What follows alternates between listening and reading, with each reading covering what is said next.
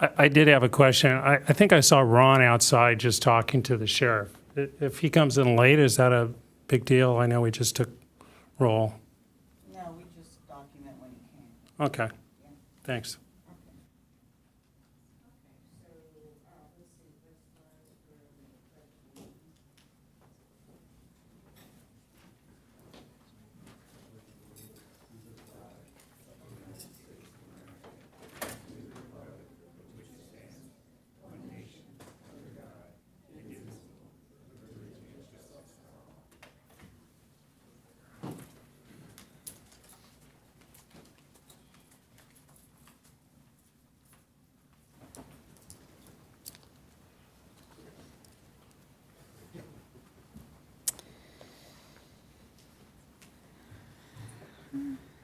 Okay, so let's see. Approval of the minutes for the August 11th meeting. So do any of the commissioners have any clarifications or revisions to the minutes?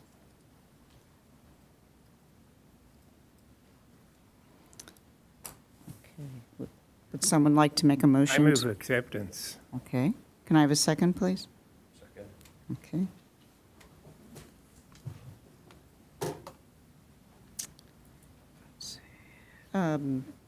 Do we need to vote on that? Okay.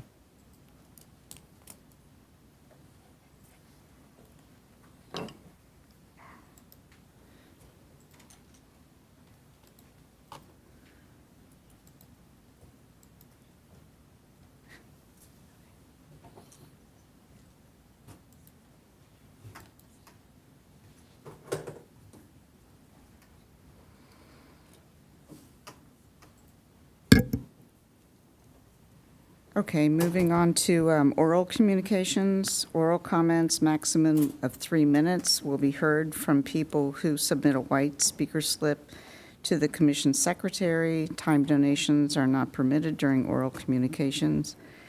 No discussion or action may be legally taken on such non-agenda items. If at least 2 commissioners agree, direction may be given to staff to put an item on a future agenda or provide additional information to answer any questions. So, Amanda, do we have any speakers this evening? We do. We have 8 speakers. First, we have Laura Van Dusen, followed by Joshua Armstrong, and then Abigail Brown.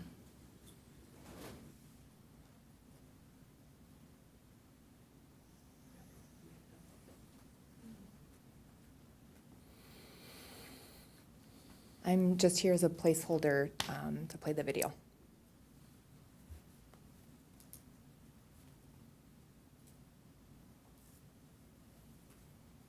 Is this the video I have as Josh Armstrong?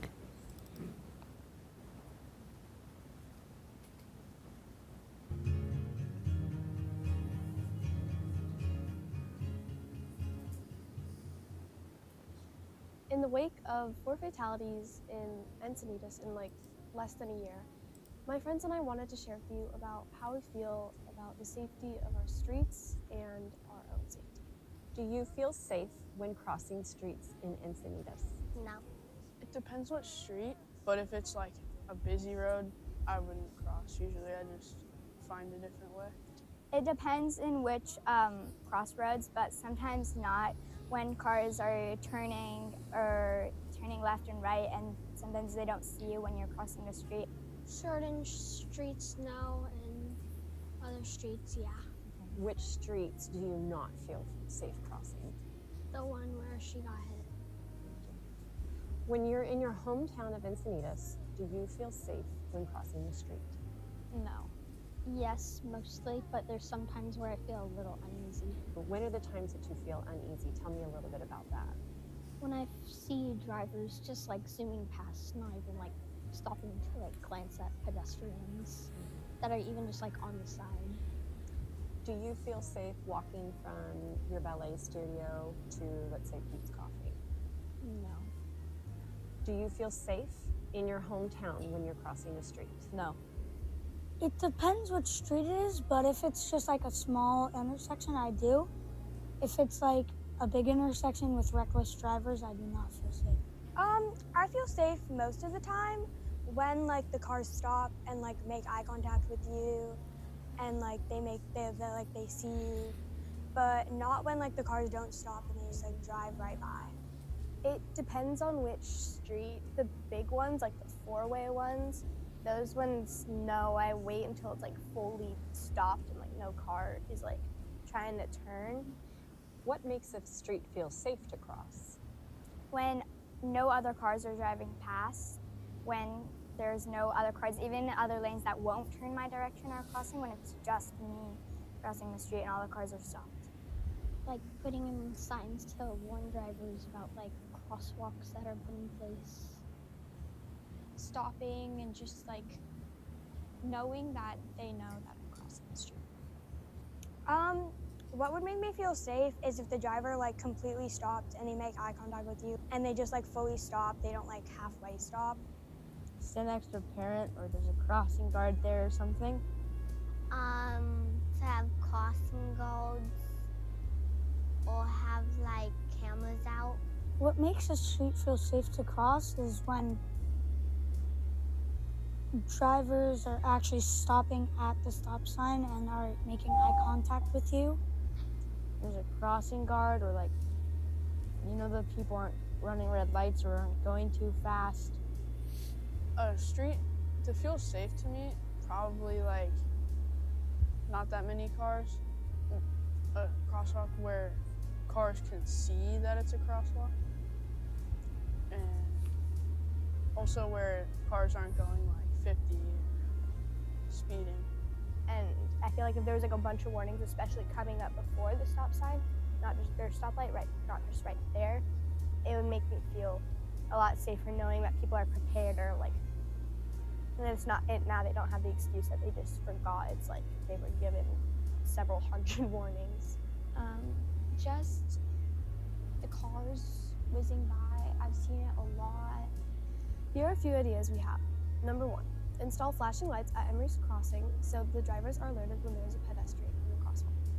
Number 2, place solar-powered radar speed signs near the accident site to remind drivers to slow down. And number 3, install red light cameras to hold drivers accountable. These are cost-effective solutions that can make a significant difference in how people drive in Encinitas. City Council, please hear our voices and take action so that my friends and I can once again feel safe crossing the street. Here are a few things we want to see happen. Declare a state of emergency so that we can break down barriers, unite departments, and take swift, life-saving action. Fight for grant funding to bring every priority project in the comprehensive safety action plan to life, making sure our community has a voice at the table in planning and development. Adopt a quick build policy so that we can cut through delays, deliver safety improvements faster, and apply proven, low-cost measures citywide without hesitation.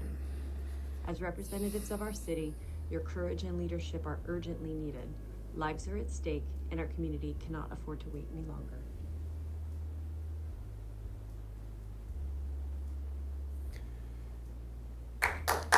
Thank you.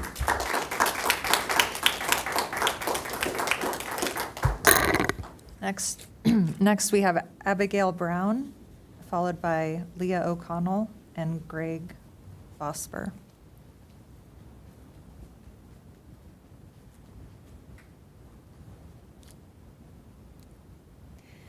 Good evening. My name is Abigail Brown, and I have been a resident of Encinitas for 13 years. I currently live in Village Park. I'd like to bring awareness to the intersection of Village Parkway and Parkdale Lane.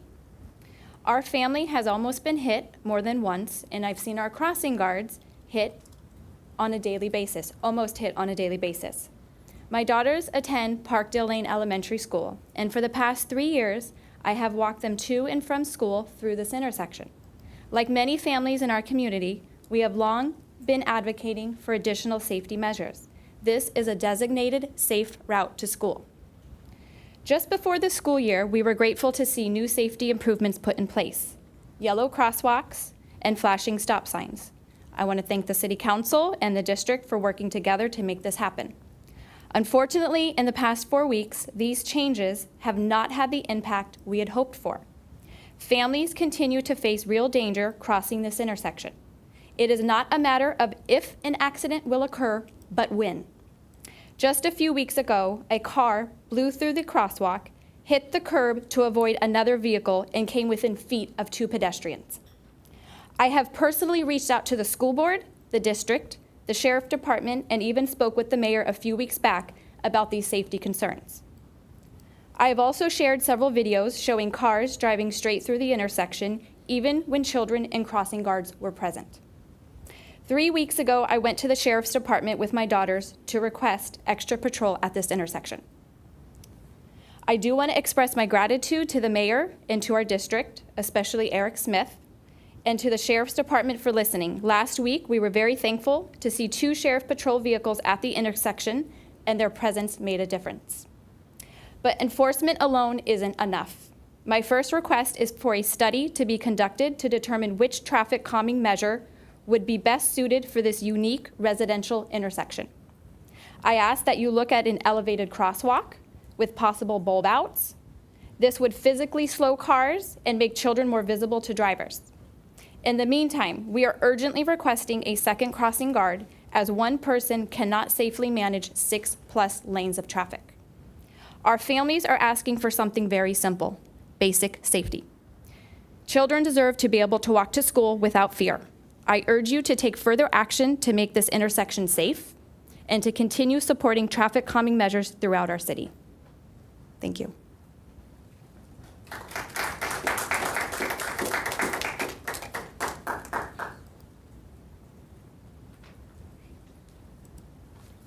Good evening, Chair and Commissioners. My name is Leah O'Connell. I have read in staff reports, local news articles, and state reports that there's an increase of 63 to 88%, depending upon the report you read, for DUI collision rates along North Coast Highway 101. Alcohol oversaturation issue has created an urgent need for safety as we face potential land use changes.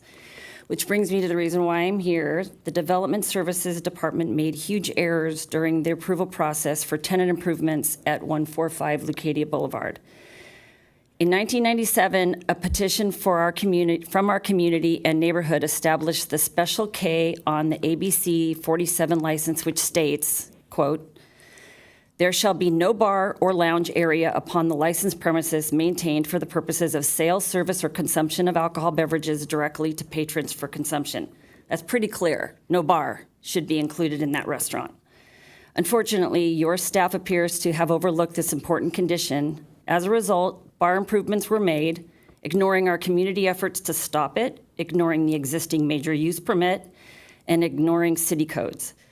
Given the recent tragedies that continue to increase, including the loss of our local mom, Emily Hernandez, we are begging you to take action. I urge you, Commissioners, under item number 9 on your agenda tonight, to request that staff prepare a report on the conformance issues at 145 Leucadia Boulevard, along with the surrounding alcohol saturation issues for the Commission's review. Additionally, I request that you approve a motion recommending the City Manager and the Development Services Director not to issue a notice of occupancy until this matter is fully addressed.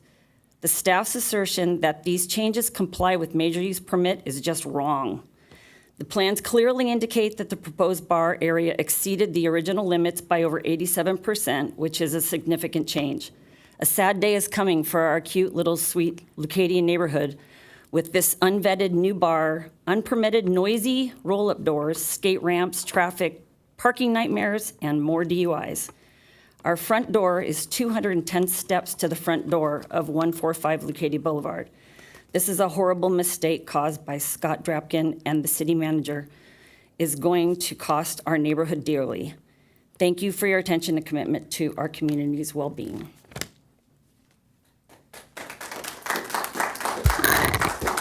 Next, we have Greg Vosper, followed by Christina Frank, and then Bill Gross. Hi there, my name's Greg Vosper. I live south of Glen Park, and we have this really awesome community of people that we like to enjoy the sunset together. And we risk our lives every day to go out there on the bluff and watch the sunset. What I'm asking for is the consideration to make maybe a crosswalk or open up the guardrail just a little bit just so that we can get through and not have to hop the guardrail. And there are people out there all day, every day, watching the view of the ocean. It's a great spot. It's like our local little park out there so that we can enjoy the view of the ocean. And everybody's jumping that guardrail, and there's cars whizzing by, and it's super dangerous. So I'm asking for some kind of traffic calming measure in that effect. The other thing I'm asking for is maybe we can consider another stop sign on Dublin. There's a stop sign at Manchester in Dublin, but the cars just speed down Dublin at an insane rate, and that's a dangerous point too. One more thing I want to bring up. I've been thinking about this stuff the decade we've been here 12 years living in our house, and these little details, they just make us feel super unsafe.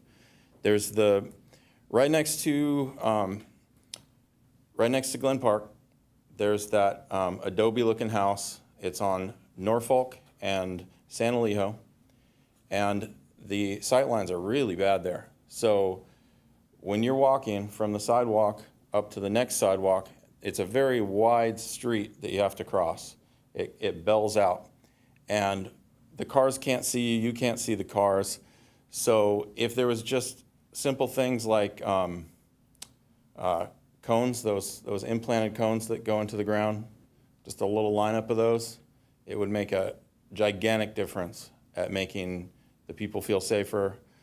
Everybody in the neighborhood I've talked to has agreed that these things are what makes our neighborhood feel really unsafe. And it's the walking district. We want to be able to walk, feel safe, and enjoy spending time with each other. So that's what it's all about. Thank you very much.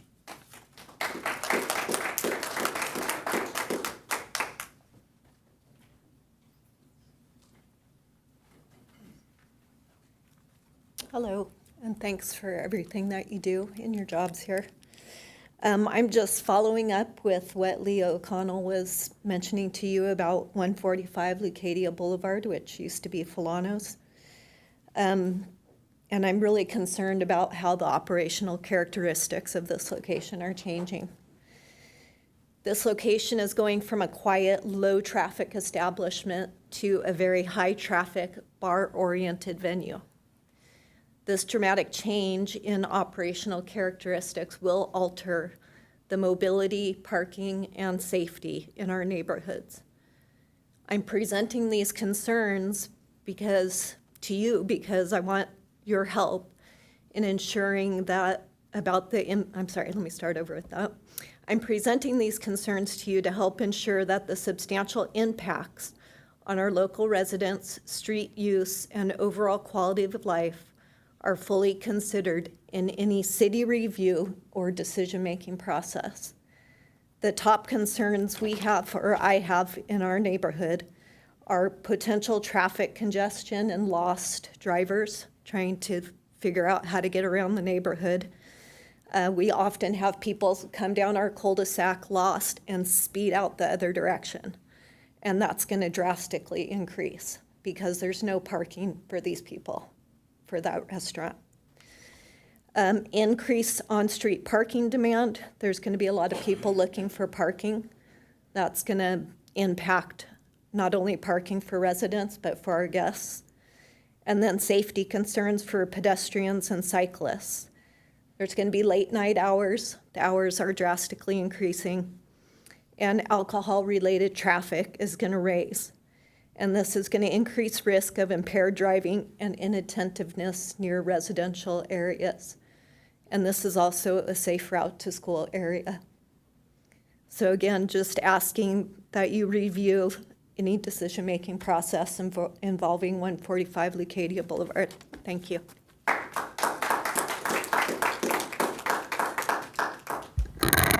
And then we have Bill Gross, followed by Michael Murphy.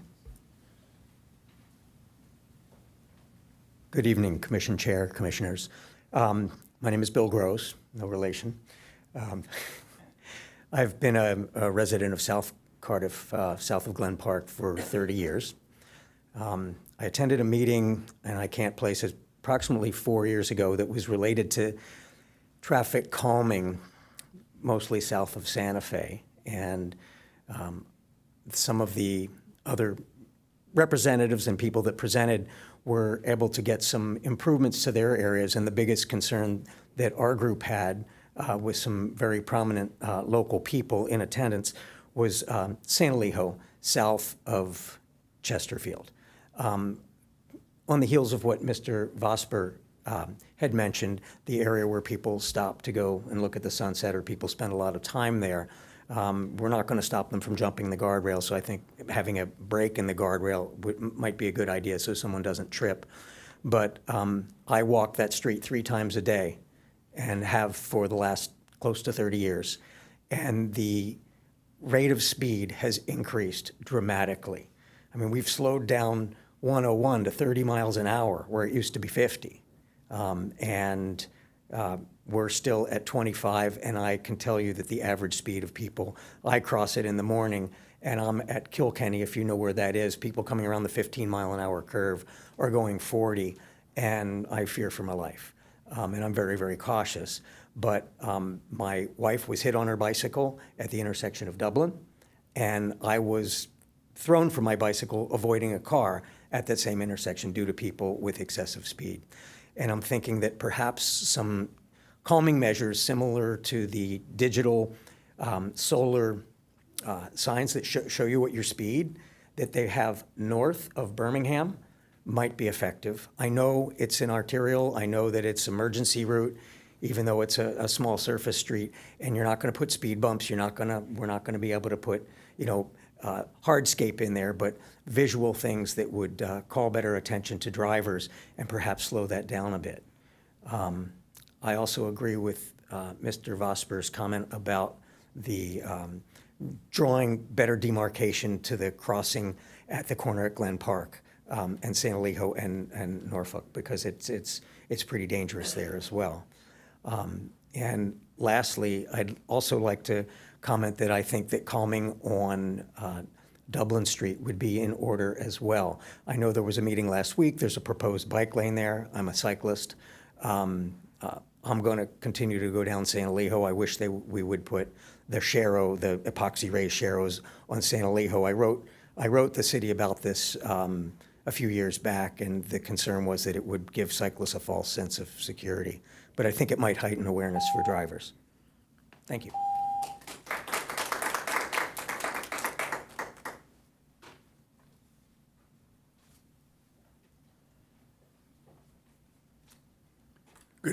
Good evening, Commission. Michael Murphy, 50-year Leucadia resident. I spoke last month at the mobility meeting, and I came back because I felt I was not heard.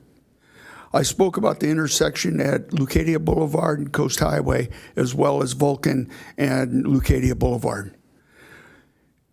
People, the signal is not safe. It tells the people to walk.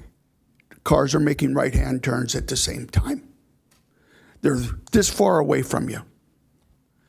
I've learned to, when it says walk, I immediately turn to the left where the cars are coming from, wave my hands and yell so that I can safely cross. I shouldn't have to do that. I've noticed the city has sent out information that they're putting in new signal buttons for blind people that say, walk. If I walked, I wouldn't be here talking to you. Those are worthless. And I can tell this for you from a near blind person. I can see 2 of you when I look forward. I cannot see either hand looking at you. So my head is on a swivel constantly, and I'm observing traffic and how people drive. They're turning right, they're looking left, they're looking at their phone. They're not seeing the pedestrians on the corner. The traffic should be dead stopped before you get a go.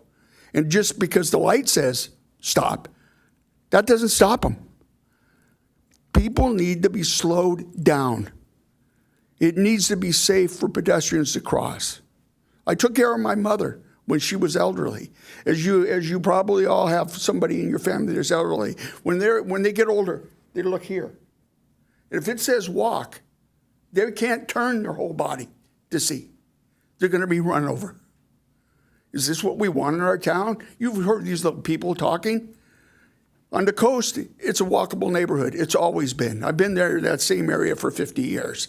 People, there's no parking to get to the restaurants. There's no parking, much parking up at the beach. People walk. The cars can wait. They got comfy seats in them. When you're on the corner, you're in danger. If somebody runs a red light and a car comes flying the other direction, where does the car go? Does it go into the corner? Does another person get hit like poor Emery? I hope not. Please, slow them down. And as far as Leucadia Boulevard goes, I am supposed to wait. I cross the highway.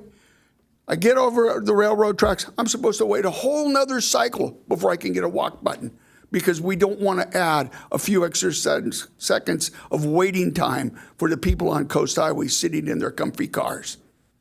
We should be able to clear the corner and not stand there hoping an accident doesn't happen. Please do something. Thank you.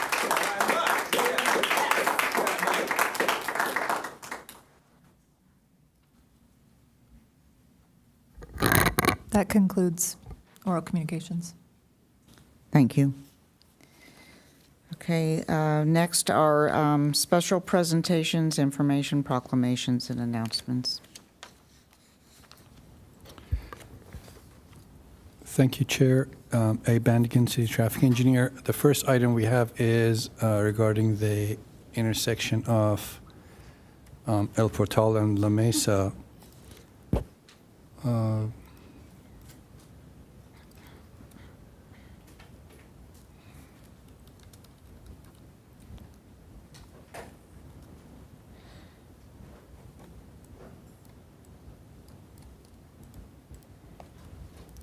So this is the aerial of the intersection west of 101. This is a five-legged intersection with no intersection control to clarify vehicles arriving at the intersection, what kind of maneuvers, who has right of way. We had two meetings at the commission. I believe one was in January and one was in April. The direction of the commission was to put the staff recommended alternatives to a neighborhood vote. We send it to the neighborhood, and this is the response back we got. We had one option to create a stop-controlled intersection, and the second option was to create a yield-controlled intersection, and the third option was not to change anything at the intersection. And as you recall, at the time, the conversation was, is it okay? And we discussed it with our sheriff's sergeant as well. Do we have to absolutely do something? And the response was no, because the basic traffic rules still apply. A vehicle on your right would have the right of way as you enter. So you have to yield to the vehicle at any point when you enter an intersection. So it does apply, and these are, I don't know the quality of the picture, if it shows the percentages. Approximately 10% preferred the stop sign option at the intersection, about 28% preferred the yield option, and about 62% preferred the do-nothing scenario, the no change option. With that, well, because at that point it was a direction of commission to just follow residents' desire, we staff is okay with not implementing any intersection control change at the intersection and remaining it as is unless there is new direction and suggestion from the commission. Thank you, Chair. I'm open to questions. Okay, do commissioners have any questions? Yes. Just hearing the comments so far this evening, curious about the history of this. Did this come to light through public comments like this? How was this intersection drawn to the attention? Correct. We had, I believe, one or two requests from residents in the community to look into this ambiguity, this, I guess, unclarity of right-of-way intersection control at this location. We looked into it. We saw room for improvement, which obviously involved additional signage, additional pavement marking, which was not preferred by the residents. But the collision history didn't show anything. If there was anything, it wasn't recorded. Okay, that was my next question. What's been the history? Okay, thank you.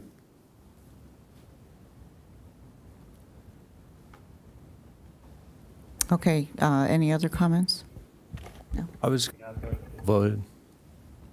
What was that? How many people voted? What's the N on this? I believe we had about 220 votes, 220 letters, but the total number was 60 something. 60 were counted. Yes, 60. we had a couple duplicates, but 60 were counted. So about a third respond. We do have a couple speakers on this item. Okay, let's go with our We have Diane Korsch, followed by Phil Shaben.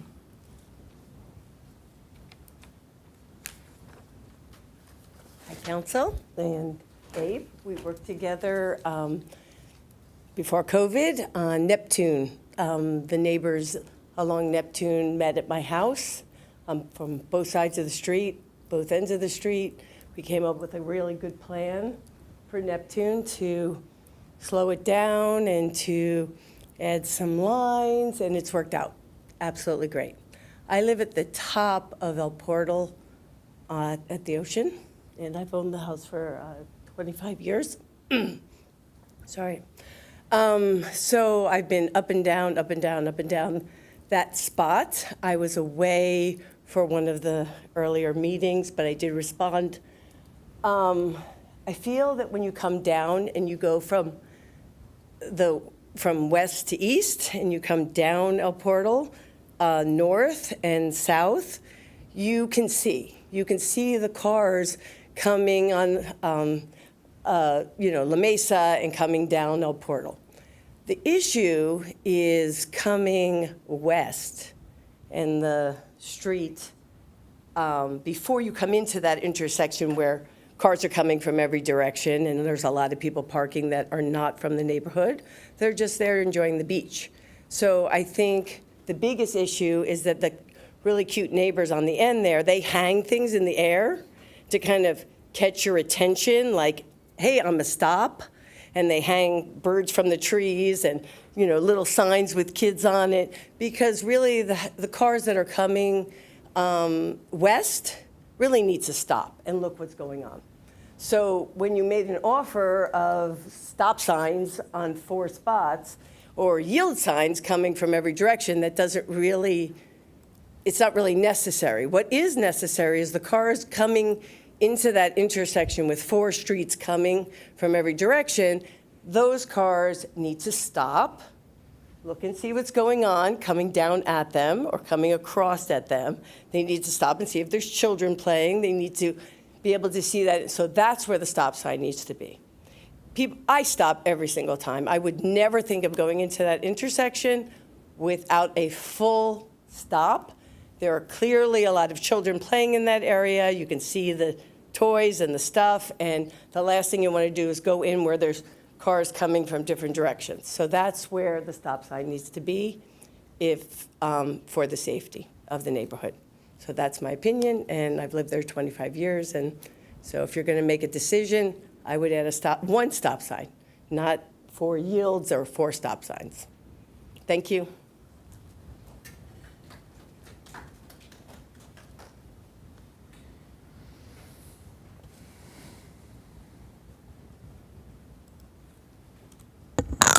Hello, Commissioners. My name is Phil Shaben. I live on La Mesa in the cul-de-sac, and I'm actually the person that kicked off this traffic study with a harmless email. So I've been deeply engaged in civics for the first time since high school. But I just wanted to say I'm basically here to speak on record because, regrettably, I didn't speak up the last time that we met and it went out to the neighborhood vote. I think I'm in the minority of people who want to see something done, and that's okay. I've only lived here for 4 years, but the difference is I have a 2-year-old and a 5-year-old, and often they're behind me when I get to use this intersection twice a day. It was the scene of a lemonade stand with 6 kids on Sunday. It's really kind of the heart and soul of our neighborhood where people gather. And it's worked to this point because the mechanism, as Abe has alluded to, is self-preservation, right? If you're driving in there quick, it's at your own risk, and you're simply not aware that there's other modes of traffic coming from different directions, or you are aware, and then hence you know to slow down. So I was thinking about a way to test this as a minimum viable product. I reached out to the commission a while ago, and we had a second dead end sign put at the entrance to the cul-de-sac on La Mesa. Night and day difference, day one. Minimal cost, can be easily removed. So what I'd like to propose is some sawhorses with some signs, maybe, one signpost in the ground, something that could be easily undone if it's somehow worse than what we currently have. But hearing these stories about these families, kids being ripped away, cyclists getting hit, it just seems like the cost is far greater of not doing something than a couple $100 to test it. I would be glad to fund it. I don't think that's allowed, but I will put it on record that let me know where to send the check. Let's do this, and I'll help you take it down if it sucks. But yeah, this was something that I did for my two boys. Fully recognize I'm the newest guy in the neighborhood, but wanted to come today because I didn't want to go to bed tonight not speaking up again. Thank you.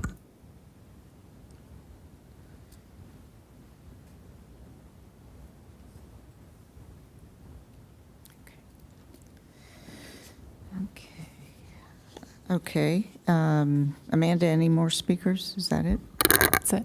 Thank you. Okay. Agenda item B, mobility manager, Nick Buck.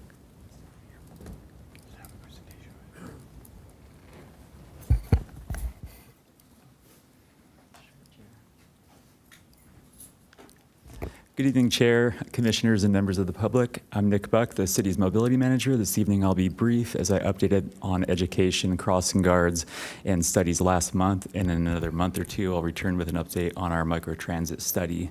This month, the city will host a booth promoting bike safety and education at the Encinitas Oktoberfest on Sunday, September 28th. Additionally, the city will provide bike valet services at that event as we did last year. This year, we're doubling those efforts and doing bike valets at both bookends of the event as a service to the public.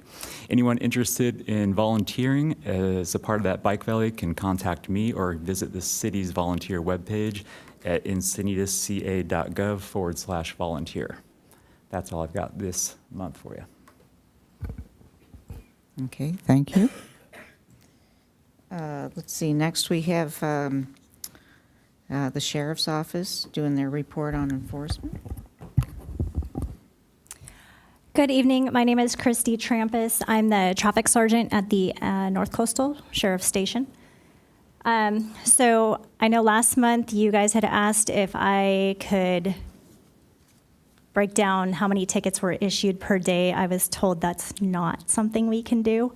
But I had mentioned at least once a month, we're doing our traffic blitzes, basically just a day where we do nothing but enforcement. Last month, in the month of August, we issued about 140 citations just in that one day. So just letting you know the breakdown of that particular day, which we have another one coming up this month, so stand by. So in the month of August, it does show we had 20 collisions. Obviously, they're more spread out, which, and noticing in previous months, the traffic collisions seem to be more grouped towards busier roadways and busier intersections. So we're trying to get out and do more enforcement to prevent accidents at those areas that we were having more accidents. So as you can see, they're a little bit more spread out throughout the city. And then if you scroll down, it just shows the list of how many citations we did and what the violations were for. I know it's a long list, but at the bottom of the very bottom page, it shows that we had 15 DUI arrests, and we are trying to now show a comparison of as the months go on. So the DUI arrests were up last month by 1. Collisions were down, which is good. That's what we're shooting for. And then the citations were obviously up by almost, 170. So we're trying to get out and do more enforcement, issue more tickets, get people to slow down. A lot of the citations that we are writing are for stop signs, cell phones, speed. That's, we're hearing your guys' concerns. We're trying to get out there and really do zero tolerance and write more tickets. So hopefully, I'm trying to show it's working. Hopefully, we can show that as the months go on, we can issue more tickets. Hopefully, collisions go down. And then our 2 DUI cars, I know people were talking about more DUI enforcement. We're hopefully going to be putting that out soon. I think the meeting is tomorrow to get approval from the board. So hopefully we'll get those 2 new cars and get them out on the road soon.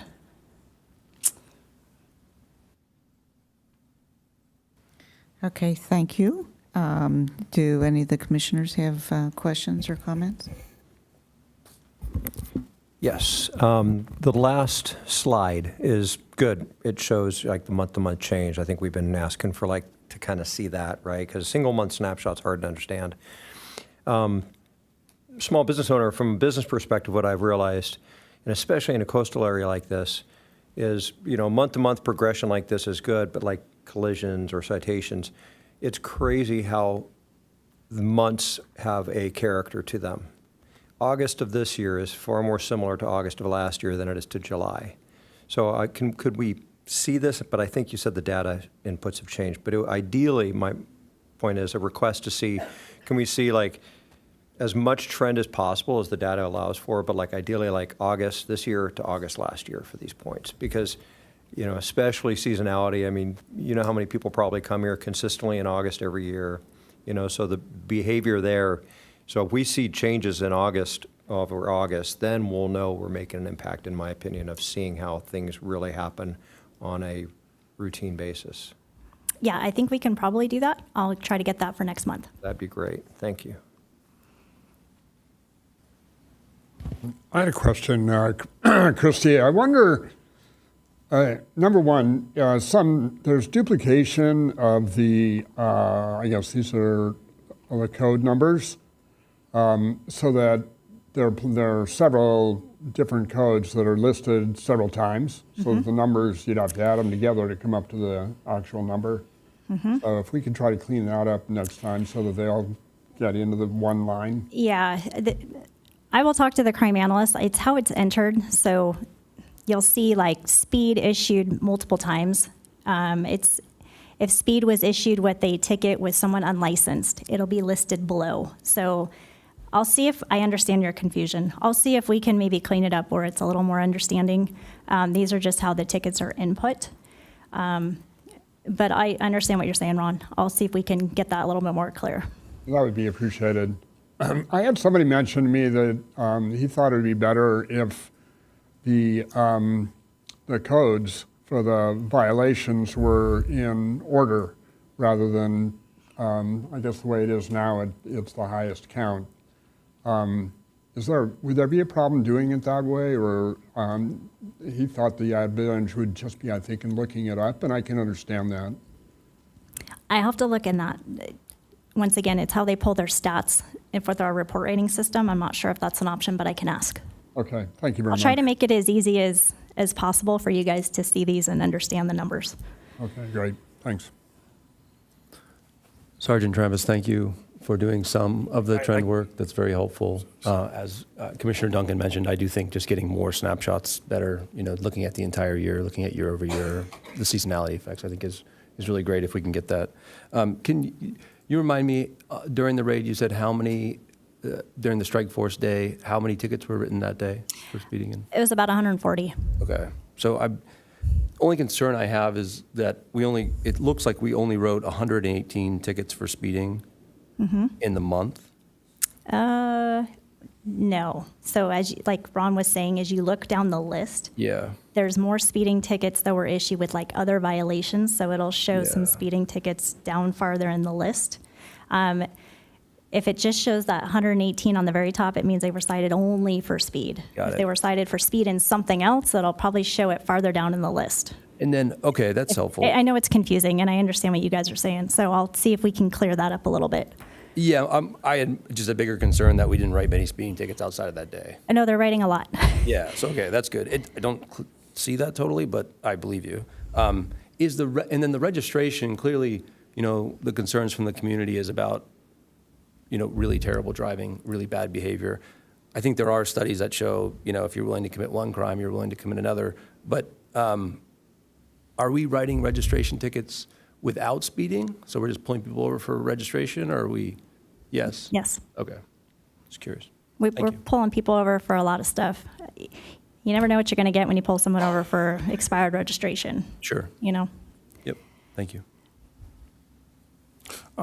Circling back to the old, there's a lot of discussion and interest about the data.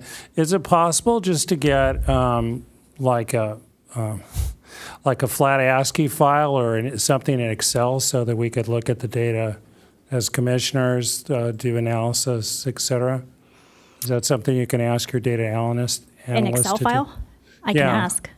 Okay, because then we can sort of parse it and maybe come up with better questions about how we want presentation, et cetera. Okay, Thank you. yeah, I can ask that. Commissioner Johnson here. Thank you for gathering this data.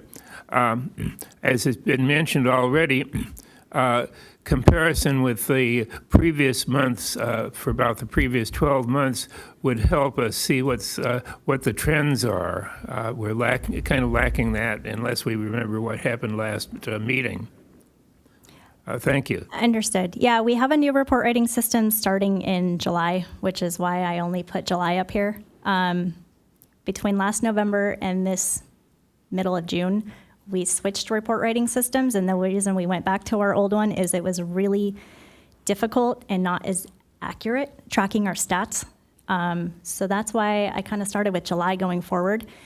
But I can absolutely add, I think, last year's, because we didn't start this new system until November. So I can put like July, August, September, October of last year to compare with this year. I'm pretty sure we can do that to at least show last year to compare to this year. And then going forward, we should be able to give you clear and accurate stats from here on out. Yeah, and I have another point here. The speed limit changes that speed limit reductions that we introduced about a year ago, do they seem to be having any effect, or are the drivers ignoring the speed limits? I should probably check with my motors. I've only been here 4 months, so I can't speak for last year compared to this year what they're seeing. I would need to check in on them and kind of ask, because they're the ones out writing the tickets, and answer that next month. One more, if I can. Sorry. Sergeant Trampus, of the 20 collisions, were any of the any collisions involving serious injuries? When you ask serious, are you talking broken bones, concussions? Yeah, I'd say anything above that, hospital. Hospital, yeah, a lot of people go to the hospital, unfortunately. Even complaint of pain, people go to the hospital, even when it's just complaint of pain. Yep. Maybe on the vulnerable road users, the bicyclists, the pedestrians? I think we had one where I think it was the pedestrian or the bicyclist had like a broken bone, but nothing life-threatening. We didn't have any life-threatening, nothing major. Thank you. One additional question as well. On the map, actually looking at that, it doesn't follow El Camino Real down under the freeway, or Manchester, I'm sorry, where it turns into Manchester, under the freeway, kind of that whole South Cardiff area. Mm-hmm. Is that because there's no activity there to report? From my understanding, yes. They zoomed in so you could see the map of where the collisions were. Okay, so if there is something in that, it would show up. Okay, thanks. Okay, Amanda, do we have any public input on this? No. Okay, thank you. Sure. So I'm wondering on single solo bike crashes, Christy, I don't think the sheriff's necessarily involved in those. You are? Yeah, we write those. Do if they're you have injured. any idea what percentage of the solo bike crashes you might be involved in? So those are not technically collisions. They're not. Those are non-collisions per sweaters, the guideline we have to follow. We still take a report because a lot of times it involves injury. If a solo bicyclist goes down, we write the report. It's just documented as a non-collision. But that's only if you get called to the scene, yes. or unless somebody yes. happens to be there. Yes, if we get called, we'll write the report. Right. We don't always get called. But when we did the work on South Beach, we found that it was actually a small percentage that was being seen eventually on a statewide California crash reporting system enlists all the bike crashes. And so, but we did pick up a lot of cases that had occurred that required an emergency dispatch by emergency services, but weren't seen by sheriffs or other law enforcement. And I'm wondering if you guys coordinate it all. And what I'm getting to is that the data that we're looking at here, and I'm really just talking about bicycles, I suspect is not going to be representative of what's actually happening. And I'm wondering if you have any ideas about ways that we can improve that. I think if you contacted the fire department, because they get dispatched to probably the majority of those, and we don't always get notified, but they pretty much go to all of those, they would probably have better stats of how many they're going to, if that makes sense. For some reason, I don't know why, we don't always get dispatched to those. If it comes out as just a bicycle down and someone calls in and say they need paramedics, or we don't always get notified. I don't know why. But well, I was involved in one myself, and law enforcement was never notified. But the person who happened to be an e-biker and hit one of the berms on 101, she ended up going to the hospital and was taken by EMT. So she got a dispatch number. But would it be possible for the sheriffs to coordinate with the dispatch people to be able to pick up, and at least for reporting purposes, so we pick up those numbers? That's a good question. Yeah, that's something we'd have to follow through with fire when they get the call, why we're not getting notified on all of them. That's a good question. I'll look into that. Okay, thank you. Okay, any other comments? I have a question for Mr. Buck. I know that we had school starting just the last couple of weeks. My first question is about crossing guards. And I was wondering, is that the responsibility of each campus, the district? Who's responsible for the crossing guards? Yeah, good question. The city is partnered with the schools via MOU, so a memorandum of understanding that defines, who's putting what toward it. So the relationship there, the requests come from the school in terms of how many guards that they need, what the locations are. That then goes to council for approval, and then the city supports half the cost of the crossing guards for the districts. So, we have MOUs with EUSD and then another one with San Diego District. So for this school year, we added one crossing guard for EUSD and one to the San Diego MOUs. And so, of course, there's considerations there. Any additional crossing guards that we add, we do site visits, and that usually includes law enforcement, traffic engineers, myself, and then parties from the schools. And we evaluate, if we think that that's the right approach and if that's valid, and then we might build that in. And of course, that has to go to the school board for approval because it's spending on their end, and then get to city council for approvals on our end as well. That's interesting. I always thought it was volunteer, parents or people who just want to help out. But you would say there's training involved if you're going to be a crossing guard. Both of our districts that have the crossing guards in place, they both contract with a crossing guard company, and so there's a lot of training involved. Those are highly trained. They're really good at what they do. The firm that they employ really does a great job from what we've seen. There are other models of it. School districts like the city of San Marcos School District, for example, they have a crossing guard program, and those guards are employed by the district and paid by the district, so it's a different model there. And then, of course, there are some that are more like, old school traditional, where there might be staff or volunteers or other faculty that might fulfill some of those duties. And San Diego, they do still do a little bit of that to supplement the paid crossing guards that they have at their sites. So for example, at Degano Middle School, they might have campus site supervisors that do some of that work. It might be just kind of like putting out fires where they respond to what's going on. It might be the start of the school year and they put extra bodies in place. Sometimes you even see teachers or principals out there kind of pulling that duty as well. Thank you. I just wanted to ask, have you received any feedback from the beginning of the school and how people are reacting to Santa Fe? I know it's been, you're roughly that it's been in place and people have used it a little bit, and the school year, I suppose, will be the kind of a good indicator. Do you have any feedback, at least for SDA?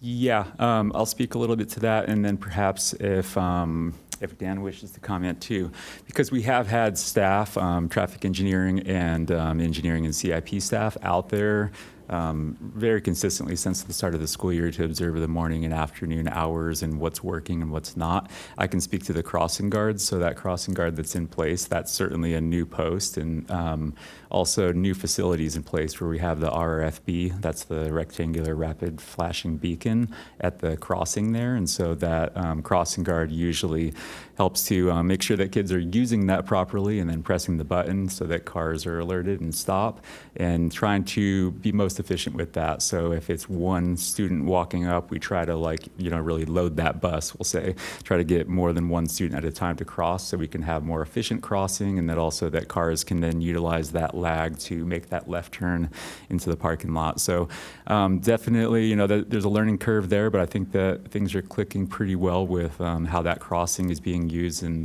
the job that the crossing guard is doing. And I'll let Dan speak to perhaps the observations that we're making out there. Sure. My name is Dan Nutter. I'm the city engineer here for Encinitas. Excuse me. So, we've had school back in session at SDA for roughly 3 weeks or so now, and we have regularly been sending city staff out to monitor, get an idea of how user interaction is, not just from a vehicular standpoint, but also from a bicyclist standpoint and a pedestrian standpoint. And I think as everyone is probably aware, they're currently at Santa Fe, we are in an interim condition. So we aren't in a final condition with the corridor.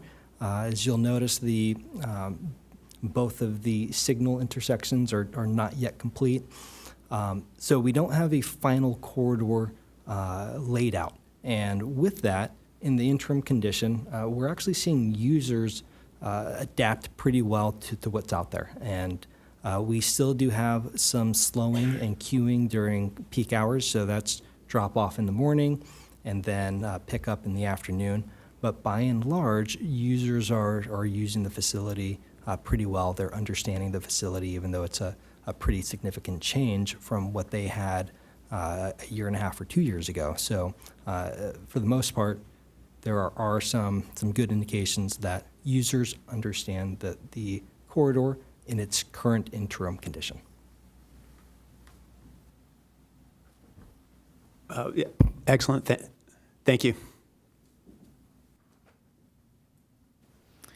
Okay, any other questions or comments? No? Okay.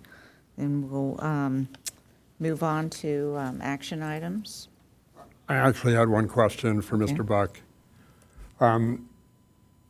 I was wondering, I was actually taken also with a young lady that discussed the Parkdale Village Parkway intersection. And I was under the same impression previously as David about that there were volunteers. That's sort of what it was in my youth, and where I lived. But that was down in the middle of Oakland, so it might have been different than in Encinitas. But what I'm wondering is she came here and she addressed us as commissioners, but I don't really think that any of us are going to be able to do too much about that unless we go out of our way to try to get a hold of this principal of Parkdale, whoever it is. So I'm wondering who that woman should have actually been addressing, and are you responsible for the traffic guards, Mr. Buck? Who is responsible for determining how many traffic guards there should be other than the city council, because somebody needs to see it before it gets asked of them if they'll fund it? Yeah, generally the request for guards at any location is initiated by the schools. So that might be the principal or concerned parents that have spoken to a school. And then the district has a safeties and facility director, and that person is who I'm most in touch with. And so we'll then take a look, evaluate, a location. And like I mentioned, to include the sheriffs and traffic engineering to make sure that's the right kind of tool in the toolbox to apply. So with that one, yeah, we have observed that intersection. We do have currently one crossing guard at that location, and they do a really good job of managing the crossing to use just one leg of that crossing. So everyone, it's kind of on the, I guess, the north crossing of Village Park there. So, you know, if we think that two crossing guards is the answer, then that's something that we might, you know, try to build into a MOU amendment to take to council. We don't know if we're there yet. We want to exhaust other options too. So, you know, if that warrants a study to look at that intersection to see if there's any other tools in our toolbox that we might use, then we'll take a look there before we then make that recommendation. And again, it is a consideration on the district end because it isn't an insignificant cost, you know, to have another crossing guard at any location. That particular intersection it's not unique, but it's interesting in that there are so many lanes, you know, for stop signs and crosswalks, and rather than a signal, you know, it's a pretty big intersection with a lot going on. So it's something that we probably will look at a little closer. And one thing I did want to add, and Nick, correct me if I am wrong, the city's obligation for the crossing guards is simply monetary. So these are employees of these school districts. We do compensate 50% of the cost for it, but we, as a city, we do not train the crossing guards. We don't really have any interaction over the crossing guards at all. So just wanted that to be clear.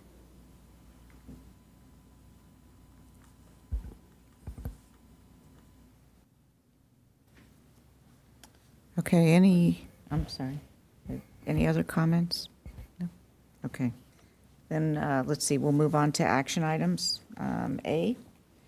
Abe, do you want to kind of go over that for a minute? Yes, thank you, Chair. Yeah, this is basically the first item of our approved work plan. It's establishing a uniform roundabout signing and striping citywide. This was something that commissioners all expressed interest in, and City Council provided us also the direction. So we evaluated various manuals and standards that we currently have. Obviously, first one, most important one being MUTCD. Don't need to show you where our existing roundabouts are. The new version of the MUTCD did make some changes.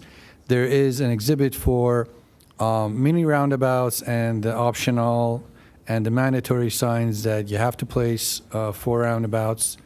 As you can see, the yield and the roundabout symbol basically saying you have to yield to vehicle and circle. And then the optional signage for pedestrian crossing. Also an advanced warning signage for roundabout being ahead. The arrows to show how to go around the roundabout have been removed from California MUTCD.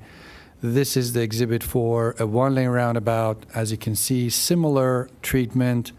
The circle underneath the yield has been removed. Basically, this assumes MUTCD in the new version for most roundabout signing and striping tends to assume California drivers have learned that now they have to yield to vehicle in circle. So the sign and the symbol and the writing has been removed from MUTCD. However, as you'll see, due to various requests from public and also our council direction for the El Portal roundabout, we are bringing it back as a uniform signage in the city. But the chevrons are also added for larger size roundabouts. This is different from mini roundabouts. And this is another sample for signing and striping where you have a double lane approach and a turn pocket approach, which we don't have in Encinitas. That being said, this is our proposed uniform signing and striping. Should be noted that we do anticipate as we go forward, possibly with our existing roundabouts or our new roundabouts, there might be tweaks needed specific to the location. For example, for El Portal, due to the number of collisions that we had, majority being DUIs, council directed us to put rumble strips in advance approaching the roundabouts. That obviously was something specific for that roundabout. We're not introducing rumble strips for all of our existing roundabouts in the city. So we might have specific tweaks or additions. I don't see really removals happening, but we might have some additions in the future for some roundabouts, depending on the need. We have yield signage for our pedestrian crossing. We are introducing back the yield to traffic in circle at all approaches, and advanced warning signage for approaching the roundabout, the 50 mile per hour, and also in the areas that we have bike lanes, we have roundabouts where this might not apply, but in areas that we have currently bike lanes, we are recommending adding sharrows on the major road approach and in the roundabout, specifically where the bike lane stops and converts to dashes, which basically suggests bicyclists should get out of the bike lane into the travel lane and go circle the roundabout. This sharrow would notify drivers that they should expect bicyclists. This is my presentation, Chair. I'm open to questions. Thank you. Okay, I'd like to open it up for questions from the commissioners.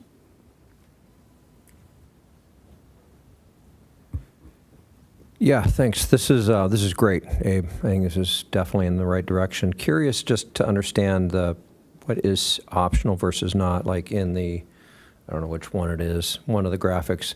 It shows the pre-warning roundabout sign being optional, right? The advanced warning. Is that optional, or I thought I heard you when you were showing us the kind of the visual picture, actual picture of that last one, that.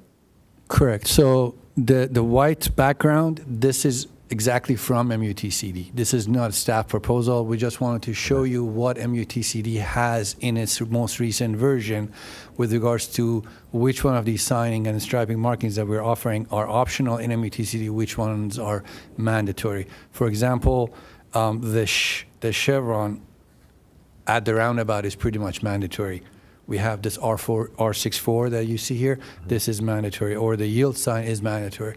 But like the addition of advanced warning, this is optional, or the yield to pedestrian signage, this is optional. So these are what MUTCD has, and this is what we have as our recommendation for a uniform. Okay. All right. Great. Thank you.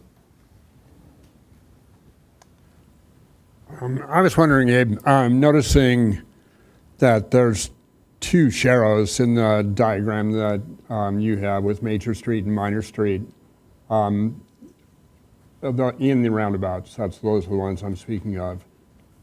Is there any reason that there's not four, or is two customary? As mentioned, our assumption was because this one is showing bike lanes only on the major road, and the minor road I don't think has a bike lane, so we thought the volume would be way less. If we have a location where we have both approaches, both major and minor, having a bike lane with high volume of bicyclists, obviously we can consider having four sharrows on four directions. Because of the fact in this one we have only on the major road, we assumed if a vehicle enters and they see a sharrow here, they will see it, basically one of the sharrows at least. Thank you. I want to compliment you also on that you want to use the sharrows here, because I know that's optional, I believe. But I was wondering, I know at the State Street roundabout in Carlsbad, you're familiar with that one, I'm sure. You know, the State Street, Carlsbad Boulevard. That's the one that is between Oceanside and Carlsbad. It's got three streets that come into it. I can Carlsbad pull it Boulevard. up if it's something you want to discuss. I can pull it up quickly if you want. No, you don't have to. I'm just going to point out, take my word for it, it's a heavily used roundabout. And I'm addressing the issue of bicyclists here, because bicyclists can be categorized in a lot of ways. But one way is edge riders versus those who take the street or take the lane. And the edge riders don't do very well in roundabouts because there's not enough space for the vehicle, the motor vehicle, plus the bicyclist alongside one another. So there's only two safe ways for a bike, as you know, to go through a roundabout. One is to dismount and walk like a pedestrian.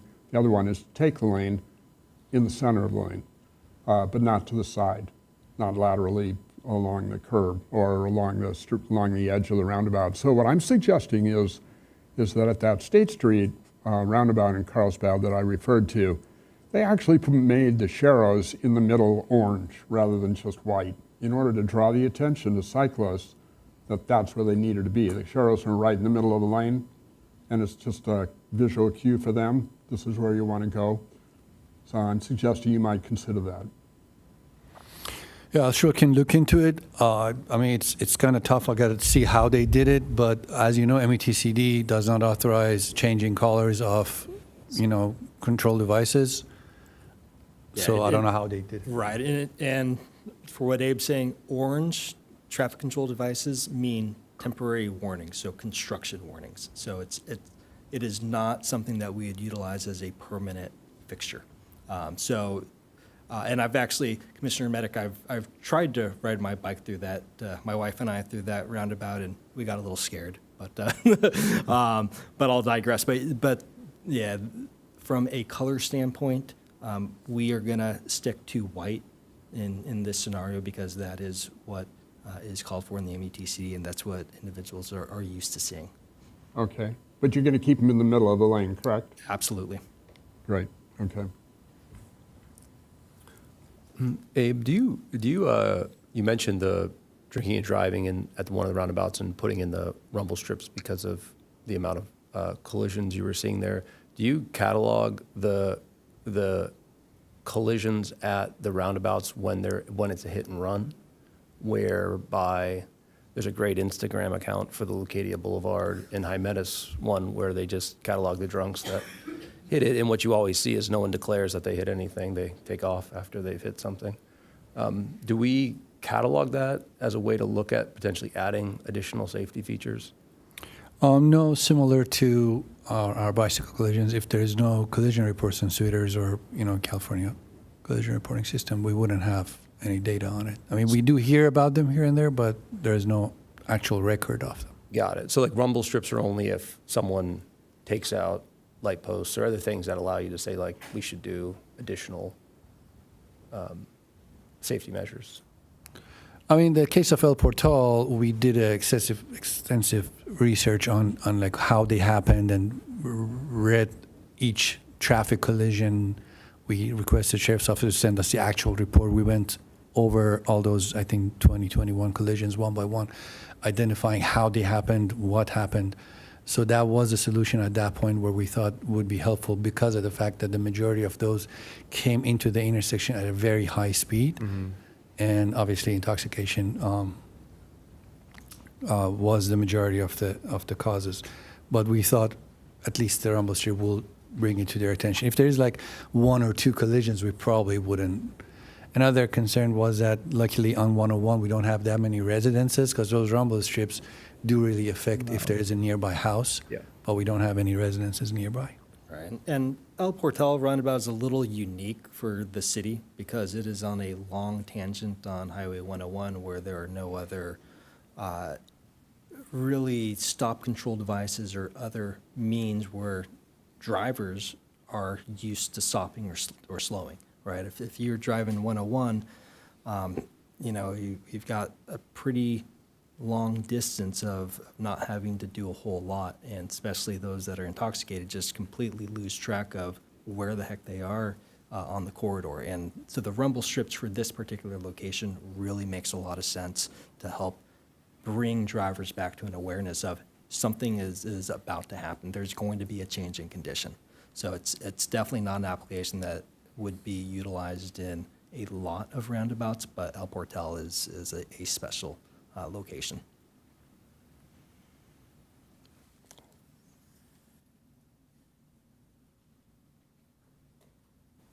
Okay, any other comments? Do we have any public comment, Amanda? No, we don't. Okay, thank you. Okay. So, let's see.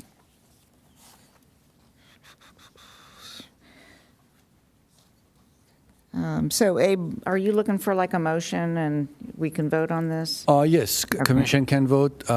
Most probably we will take it to council for design amenity purposes. Okay, very good. Okay, does someone want to make a motion?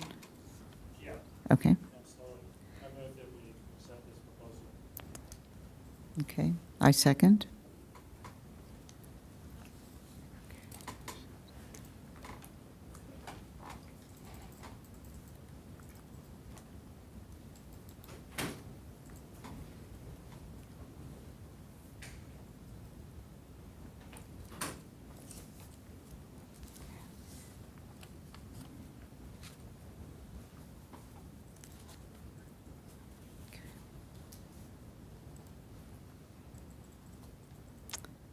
Okay, very good. Let's see, agenda item B, exploring options to implement our work plan. Yes, thank you, Chair. This is basically following Commission's direction from last meeting. We had some conversations, as you recall, about how we approach our work plan and how do we see to these different items that we added to the work plan and were later on blessed by council. Due to Brown Act, obviously, we couldn't go deep into the work plan. I suggested we put it on the agenda. So this meeting, the first item on the work plan, obviously, is our uniform roundabout signage. But the rest of the items are, we can discuss them and decide how we want to approach it. Something to remind the commission, due to our bylaws, we will consider these items. We will have the items that will continuously be on the agenda of the commission, like our safe routes to school, our grant projects, our stop signs, traffic signals, speed limits, everything that per Muni Code has to go to council will still come. These 9, 10 items are on top of that, and then we'll still have the option of adding items to the agenda of the commission by chair or by 2 commissioners supporting a topic, which those new agenda items per our bylaws obviously have to be in line with our approved work plan. If there is an item that chair wants to add to the agenda or 2 commissioners, we have the follow-up log. Items will get added to this with the interest of the commission. And then for the next year's work plan, we'll go through the work, through the follow-up log and choose item for our future year's work plan. With that said, I'll leave it to the commission on how you want to approach it. If you want to give me tasks, to-do list, some sort of prioritization different from what we had, or ideas on how to tackle these items, I'm open to suggestions. My personal idea was to kind of go, because these were prioritized when we took them to council, to kind of start one at a time. And if it gets to a point where I need your direction on how to approach it, we'll do 2 meetings. The first meeting, I'll bring some ideas, some preliminary data, and then you provide me direction on, hey, this is how we want to approach it. And then the second meeting will be the wrap. But we can obviously talk about all of them today and decide how we want to do it. Okay. So I've spent a little bit of time looking at our work plan, and, it looks like a couple of the different items are something that I think as a commission we could discuss here tonight and then kind of move forward on those so that we can start showing some progress. So I'd just like to go through those 4 items and then perhaps discuss those 4, and then we can move on to the other 7. So just looking at the work plan that was in our packet. The first item is the signage for the roundabout. So we just voted on that. So that one can move forward. This is a small one. It's item number 3. It's a crosswalk on Birmingham Drive at Legay. And this is, it's kind of a small type of project, inexpensive. The condition is such that the sidewalk continues down Birmingham, and then there's a slope there. So you can't go any further. You need to cross the street, but it's also on a slope and a little bit of a curve. So I think the crosswalk would really help to make that area a lot more safe. So that would be one that I'd like to see us move forward on. The next one is item number 8, and that's bicycle parking at commercial businesses. So again, I think we could briefly discuss this and then have staff come up with some recommendations or some type of policy on how to move forward on that. The item number 10, traffic signal timing coordination. This was something that came up during our joint meeting with City Council. And I I'm not sure we're the best candidates for moving this forward, but I think something that the commission could do would be to set up a meeting with Caltrans, a representative from city council, representative from the commission, and city staff, and talk to them a little bit more about this, particularly those intersections that are close to the freeway, and just start to, have a conversation with Caltrans, as we move forward on this item. And then lastly is the item number 11. And, this is a huge issue that we need to move forward on. I think that I'm real curious to hear some of you talk about this, but I think we need to do something. Clearly, we need to have a subcommittee that's going to discuss this in greater detail, but I think it's, just listening to the community, I think we need to be making some kind of recommendation to City Council. So I would like to now hear from other commissioners on those 4 items to see if we could move anything forward. Happy to start. I agree. I think those are all really good ones, except for the last one. That's pretty big and meaty and can consume some things. But the first other, I agree, low-hanging fruit. I mean, I can quickly comment, I think, on each of them in terms of maybe something we can try to get the ball rolling on. The crosswalk in Birmingham, I'd love to hear from Abe. I mean, I think unless there's opposition to putting a crosswalk there, how challenging could that one be, and what's the point of arguing that? And going in the order was the bike racks, the next one. My only thought there is and using them, especially on Saturdays when I do group rides and we go to different coffee places, my only recommendation was maybe we just standardize the type of bike rack because, I know the city's put these nice kind of cool looking ones. They look like an actual big bicycle and all that, or some other things that are more wavy. Those just aren't functional. I mean, the ones where you can just slip your bike tire into it, it's just a straight thing with, bars, and bike tires can just slip right inside. And I would just love to recommend that type of bike rack be the city approved one for wherever they end up going, whatever that policy is. But the fancy ones just, to me, are so dysfunctional. They look cute, but not functional. What was the next one? Signal coordination. The thing that I've been wanting to ask, I was going to save this for our corner, but I'll bring it up here, is we've got the lead pedestrian interval thing and the concerns with traffic blowing through stoplights and everything, and I see it all the time. My business is right at the intersection where Emery was killed. That is notorious, right? It just is a bad. What about on all intersections? How hard would it be to increase that signal time interval? Like, I've always wondered, why couldn't every direction be entirely red light for all cars for a few seconds? Because that's different than the pedestrian interval. I'm just saying stop all cars in all directions for a little bit longer. MTCD does have guidelines on it's called the all red interval, the period that you're talking about. It's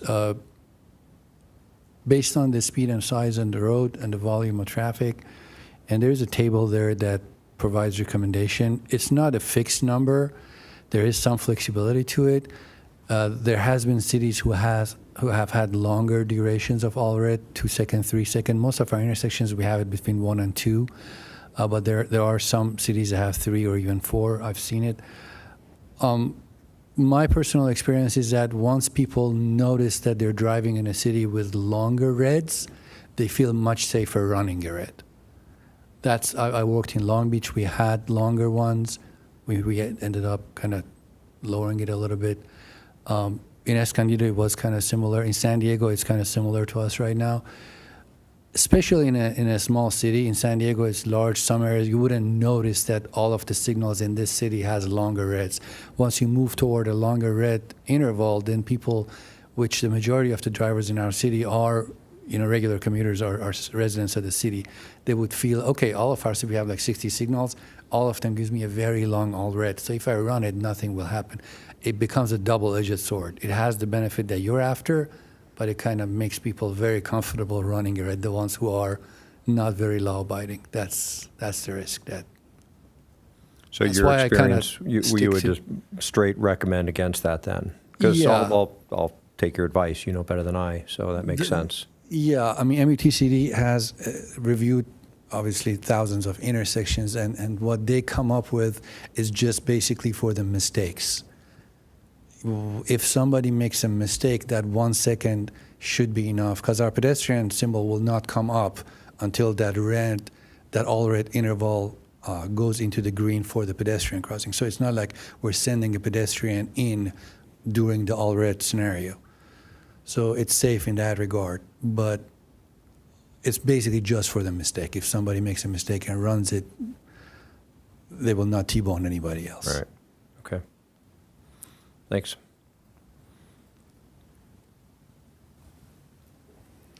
Do we have any other comments?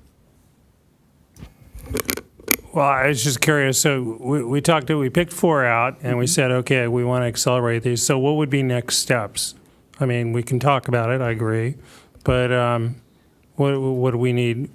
What do we need next to sort of move these along if we wanted to? Is that something that Abe is going to take care of in a lot of cases, or? Go ahead, Yeah, I Dave. appreciate the comments. It was kind of in line with what I thought we'll do with this. I would take it one step further. One suggestion I have is there are items, as Chair mentioned and Commissioner Duncan mentioned. I will bring some of these items one at a time, 2 at a time, depending on my workload and staff capacity, back to Commission, designing a crossing at Birmingham, doing signal timing coordination. I'm already discussing this with Caltrans. We had 2 meetings with them.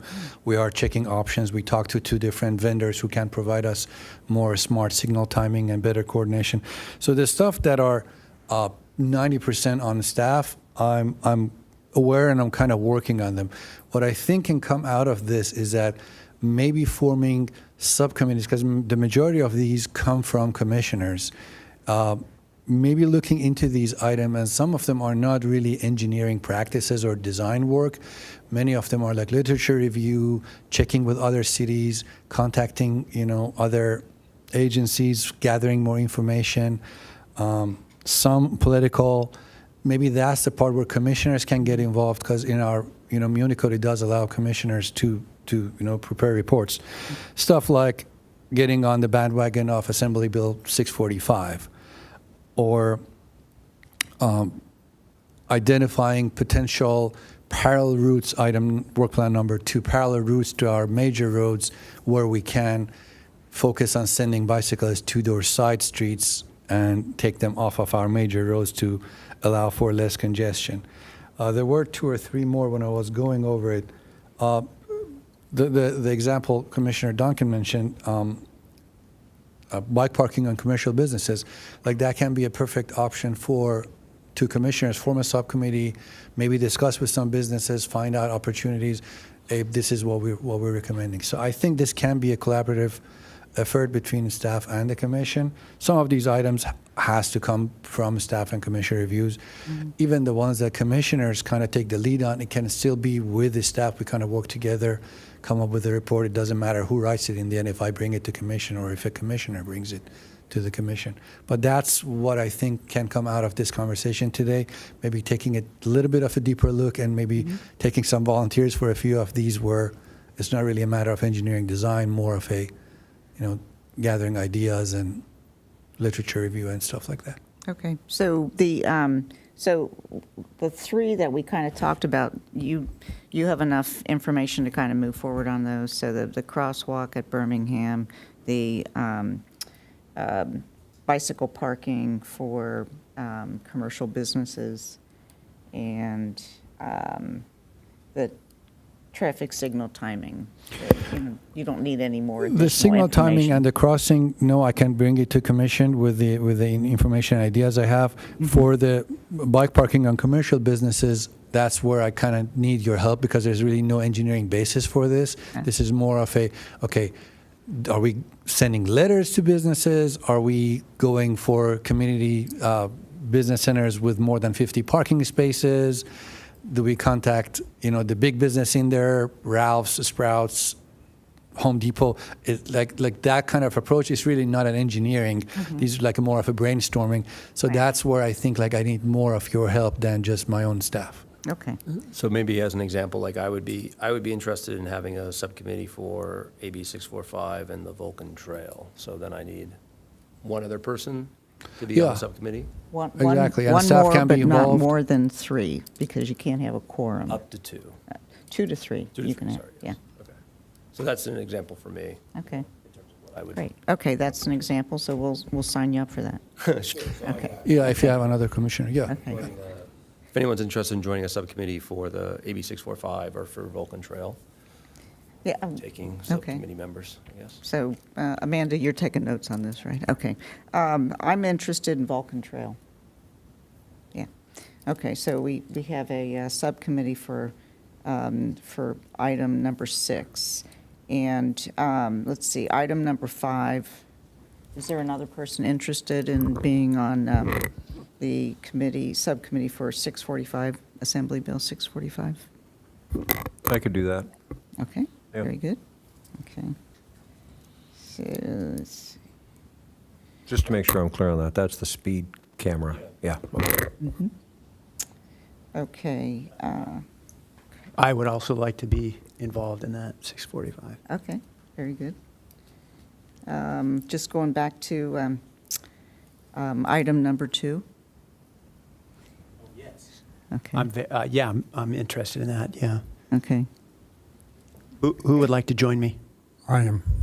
I'd like to be on that. Thank you. Yeah.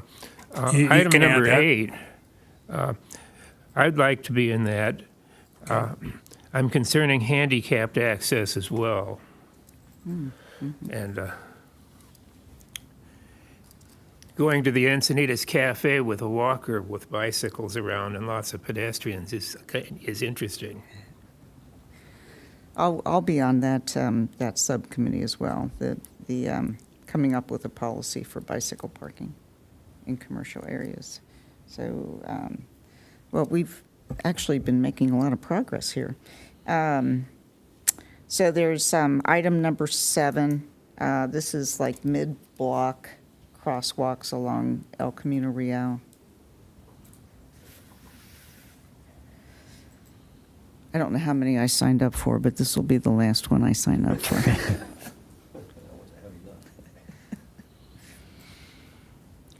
Okay. Question to Abe's point, though, that one involves engineering, though, right? Like, if we're looking at crosswalks on El Camino Real, there's some significant engine. I'd want to go into that knowing what, like, even is out of the question or in before any of us spend time thinking, oh, we should put one here. It's like, there's probably some pretty significant critical elements to putting a crosswalk somewhere. Correct. We do have policies and criteria with regards to mid-block crossing. When this was being discussed, I do remember there were conversations about not just mid-block crossings, but enhancing pedestrian experience, benches, shades, widening a sidewalk when feasible, stuff like that. Not just necessarily because with the last round of El Camino repaving, I believe we added high visibility crossing at pretty much all of the intersections, and I don't really know with how close our signals on El Camino are, if there's really room for a mid-block crossing in those like very close to each other signals. So I wouldn't go so much as this item means like an additional 5 new mid-block crossings, because the only one that we added was a $500,000 project state grant because we had to add a signal. I don't feel comfortable just putting a mid-block crossing on El Camino with the 30,000 vehicles per day that's going over. So I see it more as a enhancing the experience of the pedestrian rather than adding new mid-block crossings. And then, that would seem to remove it from a safety issue for us. I'm just trying to think about, what do we even need to have on here then that we can viably work? And if that's the case, that's more of an aesthetics, maybe the park group or something, but that doesn't seem like to be a safety issue that we would have here. if We that's the certainly case. can evaluate if there is a location identified by the subcommittee that, hey, can you evaluate these two locations? Because the first one on Via Molina, it was identified during a tour of a few council members and a few city staff with this gentleman that was hired at the time, like 8 years ago by the city council. And they saw I think one person or two people crossing at that location. They were like, oh, this is a good location for a mid-block crossing. There is this business center on this side and this other one on the other side, and then it became a project, and then we applied for a grant. So a similar situation can happen. Subcommittee evaluates different blocks of El Camino and says, hey, what do you think about this location? Is it feasible engineering? And we look into it, preliminary design, and then if it's blessed by commission, we can then later on apply for grants and see if it's doable. Yeah. I'm interested in item number 7, which kind of relates to the safety of people like Emory, and I think that's a very important thing to work on. Okay. So you'll be on the subcommittee? Sure. Okay, thank you. Let's see, so we're down to safety education.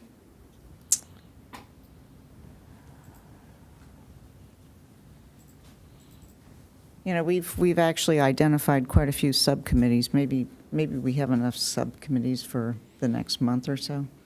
Well, it doesn't need to be, that was my follow-up. Doesn't need to be all of these happening because we have a limited capacity at our next month commission.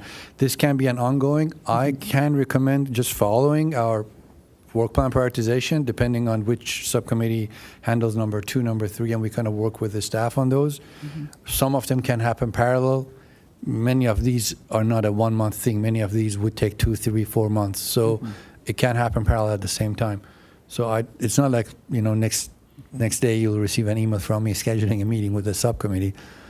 So we can have subcommittees in charge of each one of these items that are really non-engineering items. Like item number 7 we talked about. Item number 9, I'm sure Nick will welcome meeting with 1, 2, 3 commissioners, discussing what he's doing and what more opportunities is out there, what suggestions he can get from the subcommittee, and provide some sort of a education plan, bring it to commission with the info he receives from the subcommittee. I will volunteer. I'll volunteer on the Safety Commission. I'll gladly meet with Mr. Buck. I'm curious, would that include, I just read about, I think it was El Cajon, that just put in place new rules for e-bike riding. Is that something that could fall into there? So what I read, if I got it all right, with what El Cajon just did is... I think it's Chula Vista, but... Or Chula Vista, there you go. Under 11 and under are not allowed on any e-bikes. Under 18, they have to be class 1, I think. No double riding if you're under 18. Some common sense things that they've put in place now. I'm just curious if that would be something, just not to add another item to this list. I know we've talked about that, but just reading about that seemed like a pretty simple common sense thing. Could that be plugged into one of these so it might get traction? It is specifically mentioned in the description of this item. So this work plan item includes both education and also legislation. But Yeah. No, it's too many already. I can't. Okay. You got it. You and Ron. Okay. So item number 10, we don't need to do anything. I will tonight. bring it at some point to commission, but I'm already working on it. Okay. Okay, and then item number 11, we need to have a conversation about that one.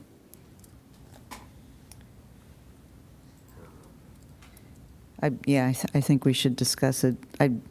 I personally would like to see us do, make a statement and move something forward with city council. I don't want to just sit and do nothing. So, what we're tasked with is making recommendations, So I'd like to have a little bit of a conversation about item number 11 and how we want to approach that and what we want to communicate to City Council. Chair, we do have an item on our Commissioner Corner. If I feel like you're going toward that whole conversation about safety, citywide safety and emergency, and we do have an item on the agenda about it. Yes. So we want to talk about Do you want to them talk separately or when we get to it? Either way, so we Because can. that one is agendized Okay. separately Yes. for deeper Okay. discussion. Okay. Well, I might have something different for that, for mobility, the recommendation, and that's something specific, I think. Well, my question is then, get to the point, I've heard us talk about, or the city's talked about microtransit. Like, where would we start to like evaluate what a microtransit system would look like in the city, right? We do have a microtransit study underway. Our mobility manager is in charge of that. He just started last month. So very soon where it gets to a presentable status, when do you think, Nick, will have like a 30%, 40%?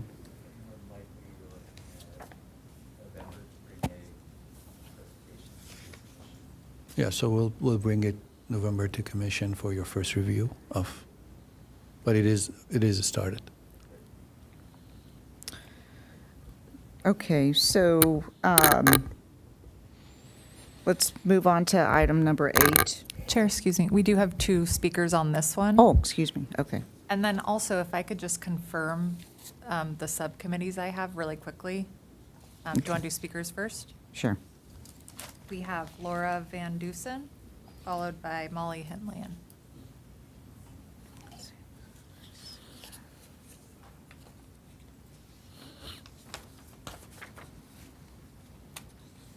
Hello, Commissioners. Thank you so much. This is the first time I've come to a meeting and felt a little bit of peace that we're being heard, and I really appreciate it. Thank you. It's very, very important. The one thing I wanted to say, listening to the agenda item being discussed just now, I know that we're going to talk about this with the state of emergency item, but as far as mobility recommendations go, I've put a lot of thought into this with a lot of community members as well. I've spent hours and hours and hours of my day and evenings listening to people talk and give suggestions and looking into the comprehensive safety action plan as well as the mobility element, and there's lots of suggestions in there. So one thing that I think a lot of people would like to see is just painting and striping on crosswalks.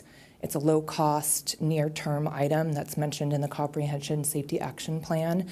That can be done immediately. This could be expedited through a state of emergency. It needs to be done as soon as possible. It's urgent. That would be one suggestion. And then I appreciate the subcommittees that you guys are making and using your time to do, so thank you.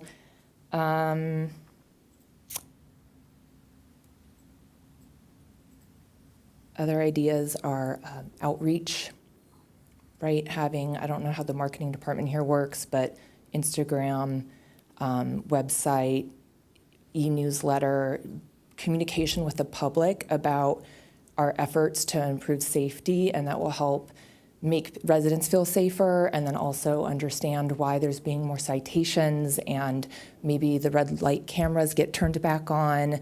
But this is really important that there's a like a PSA campaign so the public can be aware. These are just a couple ideas that we've come up with. I'd be happy to meet or divulge more, or maybe I'll send you guys all an email. But thank you so much.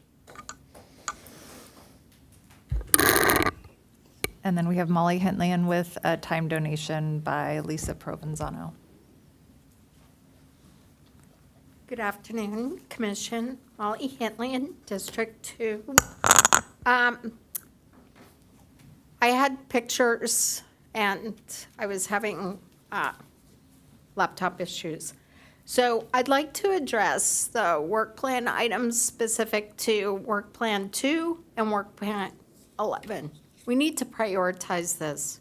Mobility by schools and the mobility throughout the city. I'm going to jump around I'd like to know, where are we with the HSIP grant plans? And specifically, since there are 4 of them, they each need to be broken down as a separate topic.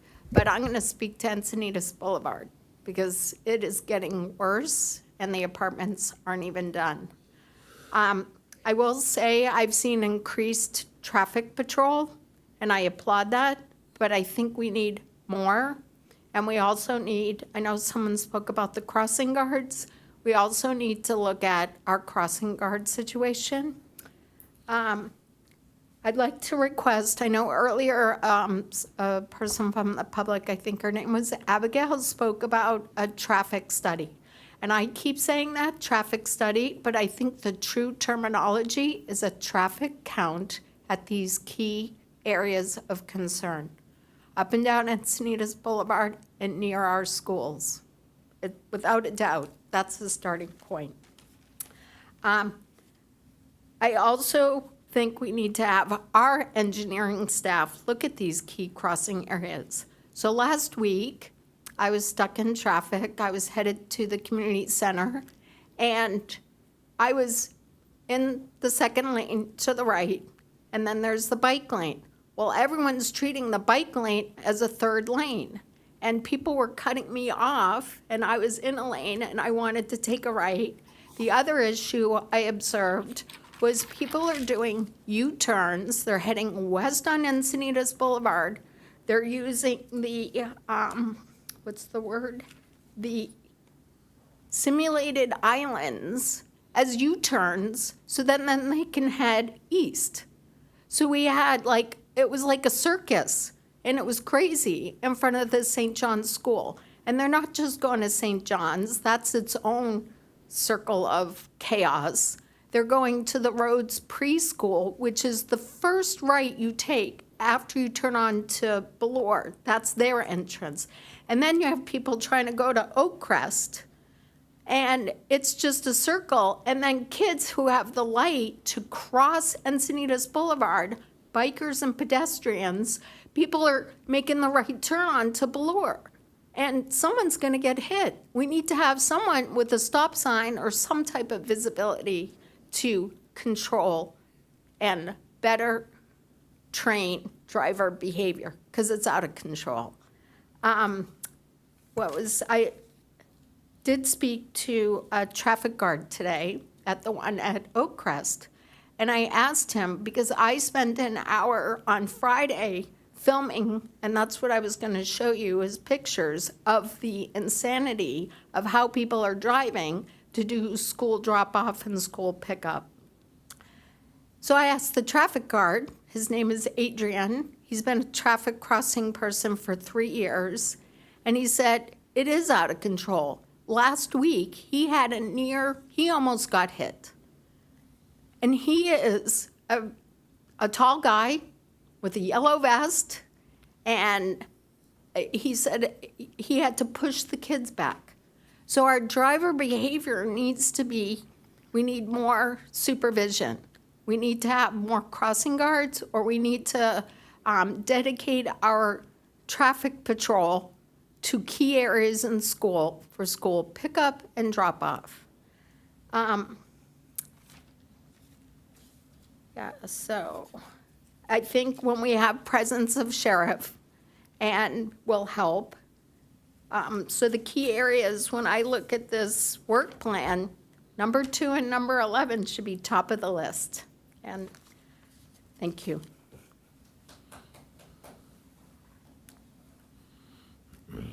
Any other public input?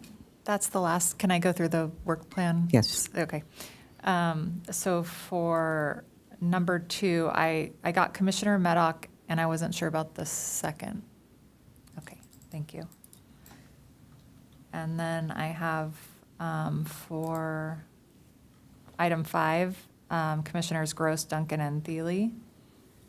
For 6, I have Commissioners Gross and Trouth. And then for 7, I got Commissioner Johnson. Was there someone else? Okay. And then for item 8, I have Commissioners Trouth and Johnson. Is that right? Also? I think so. Yeah. Yes? Are you good with that? What? You're doing the, we're doing the commercial parking for The bicycles. bike parking at businesses, Okay. yeah. And then for 9, I have Commissioners Thiele and Meddock. Yes? Great. And then we didn't have, I have a note, subcommittee to discuss item 11, but nothing yet on that. Okay, thanks. Okay, thank you. Okay, so let's see, we'll move on to the next agenda item. On this item still, I noticed that there are 10 of them that are upcoming, and I'm wondering how many meetings we have in this 25-26 work plan. And I think we don't have 10 meetings. So some of these things, if we hit all of them, will be 2 at a meeting. Yeah, after the subcommittee has had Yeah. a chance to discuss Okay, as so well. so there's some urge for haste.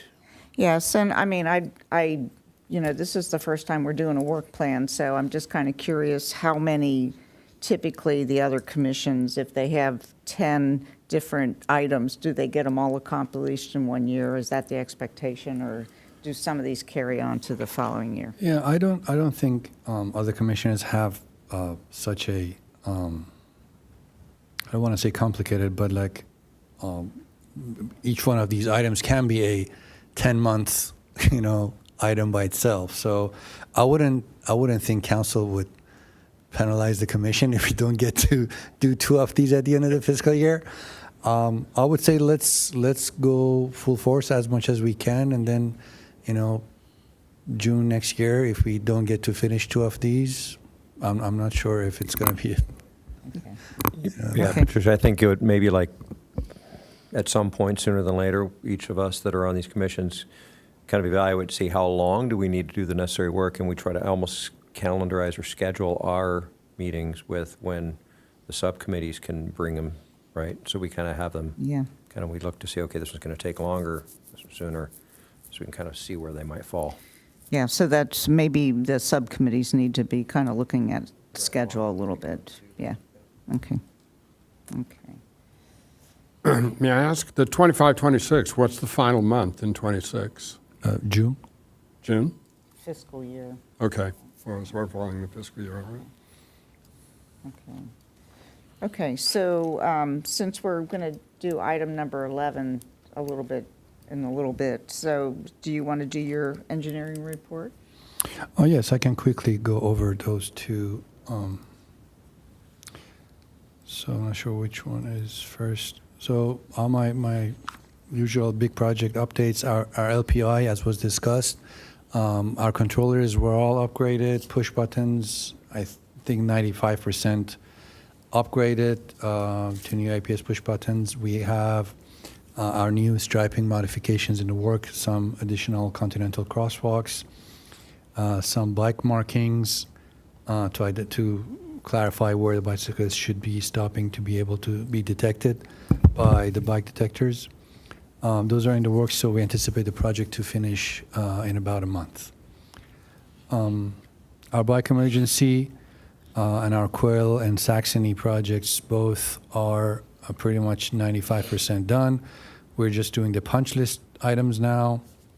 The chicanes on Saxony have been implemented, striped, marked. I drove it a few times myself at different traffic conditions. It seems to be doing its job. It's slowing down traffic as you go. Use the chicane, the mandatory curve that was introduced to the road is helping with slowing down traffic. Our permit parking program did go to City Council, the final version. City Council still had some comments and some ideas. City Council formed a subcommittee with the idea of meeting with the consultant and staff, and also invite public in a public forum to go over the items of the permit parking program to potentially add some new revisions, modifications to the code. That's proposed by the consultant. That public meeting has not yet been scheduled. And that's my regular updates on the ongoing big projects. Okay. Any public comment? Commissioners, any comments? I do. On the traffic calming on Saxony, may I ask, Abe, how did you determine to use the chicanes? I don't think they're being used any place in the city that I'm aware of. Not chicanes. There's something similar that was done about 10 years ago. Forgot the street's name, but it's not a chicane. No, when the bike emergency project was launched about 2 years ago, the idea was to identify locations with schools, with kids using our streets more than other streets. And we identified Saxony because of the Y and because of the Lichtach Foundation and the access to the Botanic Garden on the other side. We were trying to identify potential traffic calming measures to be implemented, and this was something that at the time City Council blessed, and we designed it as a quick build. And this was something that fire at the time also accepted because there's no vertical element on their travel. Oh, from their point of view, yeah. Yeah, but it was a new thing. It wasn't done before, as you mentioned, in the city. Okay, so, I mean, I went down and took a look at the chicanes, and at first I thought it was a great idea, but I've been getting feedback from a lot of cyclists that there are some problems down there. And I have to admit that I don't ride in inclement weather, but other people do. And they feel that, and I kind of discounted it, but I think I've changed my mind. Even though those chicanes are sloped, on skinny tires, on the road bike tires, they can definitely cause a crash. I don't think there's any question about that. And if it's wet or foggy, I don't think that necessarily it's going to be something that a cyclist necessarily would see. So I think that's one problem, but I've got a few more issues. I wonder personally if it actually slows traffic. Well, actually, let's go back one step. Was there ever a traffic count done? Was there ever an identification of a speeding problem on Saxony? Do we have data to that effect? Or was it just somebody saying, oh, I think Saxony's a problem, or someone who happened to see a speeding car? That's something that's a recurrent issue for me, because I see things being done in the city without data telling us why it's being done. And that's something that the engineering department should be doing. So I'm wondering on Saxony, did we have data that said we need to slow traffic here? Well, I'm sure we have data. I can go look at it. I don't remember from 3 years ago when this was analyzed. When it becomes, I would say, subjective is at every single street of the city, whenever we collect data, the prevailing speed is pretty much always over the speed limit of the road. I get your point, but where it becomes subjective is that where is the threshold? Do we have to be 15 miles over the speed limit of the road when we collect data to introduce a traffic calming measure, or 7 miles over the speed limit is enough to introduce that measure if we are by the YMCA? That's where I think the discretion of the commission and council comes in. Staff obviously follows direction. To your point, I'm sure we have data, and I do remember there was excessive speeding there. But then again, to tell you, because it was 7 miles over the speed limit at the time, AB 43 was probably not even introduced. That's why we introduced a traffic calming measure, and because it was 9 miles over the speed limit, chicane was introduced in lieu of speed cushions. If that's what you're after, we do not have such a threshold. It's more of a engineering identifies an issue based on council direction or commission direction. We propose something that we think can work, and then if it's blessed, we go do it. Okay, so So the reason I brought that up is because I thought if we had documented that there were a significant number of speeders on that road, and I do agree, there's a park, a sport park, so there's going to be a lot of kids for that reason, and then there's the Y. Those are two important areas of pedestrian, cycle traffic, et cetera, and young people. But then, looking myself as a motor vehicle driver and as a cyclist, that little squiggle, I don't think is going to slow traffic very much. So I would have expected, that's the reason I asked how we chose the chicanes. I would have expected humps or bumps, some sort of speed table in order to really slow it. And I think it would have, personally, at this point, I think it would have been more appropriate. But I want to bring up another couple of problems that are showing up.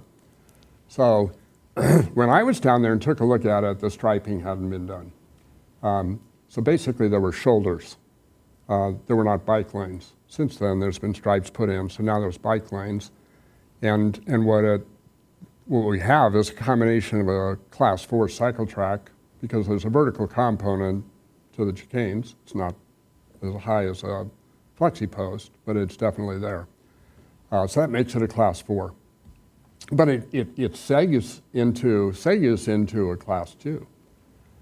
And with a class 4, a lot of cyclists are not going to want to be going into that, so they're asking for sharrows down the middle of the lane in both directions, so that is indicated that they can use that, because they will be using it.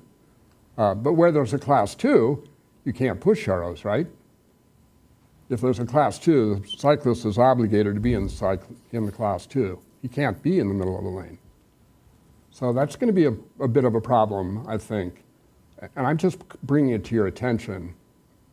I think it might be better, I think it would be better to just, there's one other very big issue I almost forgot. Cars are parking in that cycle track and in the cycle lane. So bicyclists can't use it anyway a lot of the time. They're parking illegally. Some are in there's a red curb, part of it, but not the whole way. And where there's no red curb, they're parking right there.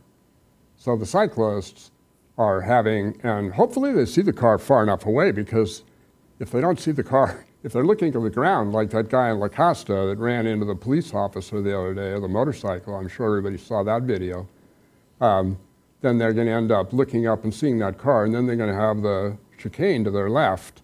If they make a quick jog to the left, they're probably going to go down, because they're going to hit that chicane at an oblique angle, if they're on a skinny tire. If they're on an e-bike, maybe, maybe not. But those are all kinds of problems that are already there. And I think you need to take a look at that and start to figure that out. My suggestion, at least, in consultation with other people that know a lot more than me, would be just to blacken out those stripes, make it at the shoulder that it really is, put sharrows down the middle of the lane, and if you want to use the chicanes, and find out if they actually slow traffic, because we don't have much experience with them. I have my opinion, and others have their opinions, which probably aren't the same or may not be the same, so we can wait and see how they work out. I wouldn't be opposed to that. I wouldn't say they have to go, but I think they need to be evaluated and monitored, because I think there's going to be some crashes there for sure.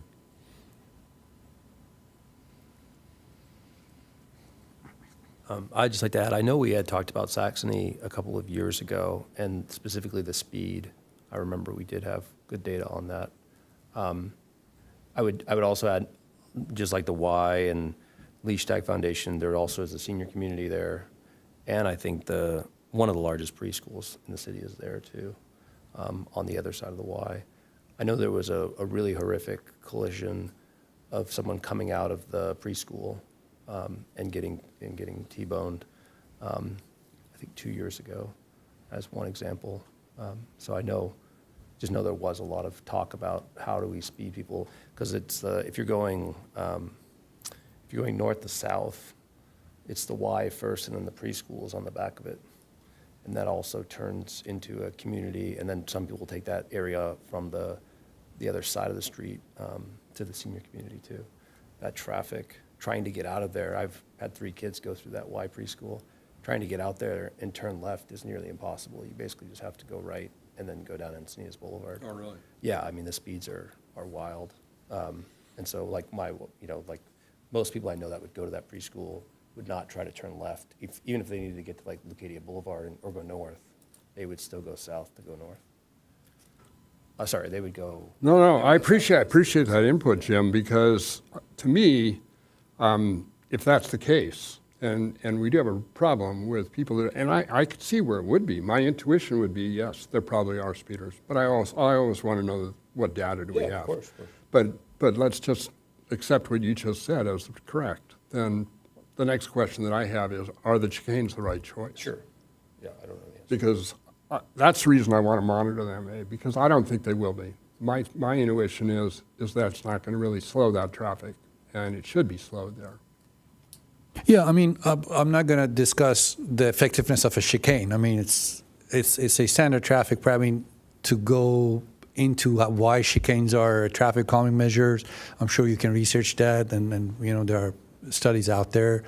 It's not like the city of Encinitas invented chicanes as a traffic calming measure. That has been long in effect, and a speed limit of 35, 30, 40. It's the best effectiveness of a chicane. And if you drive, I don't know if you drove it or you rode it. If you drive it, you clearly notice the traffic calming effect. I have before-after studies. I can do an after study. It's a little early right now because not as finished, but I cannot say the chicane doesn't work.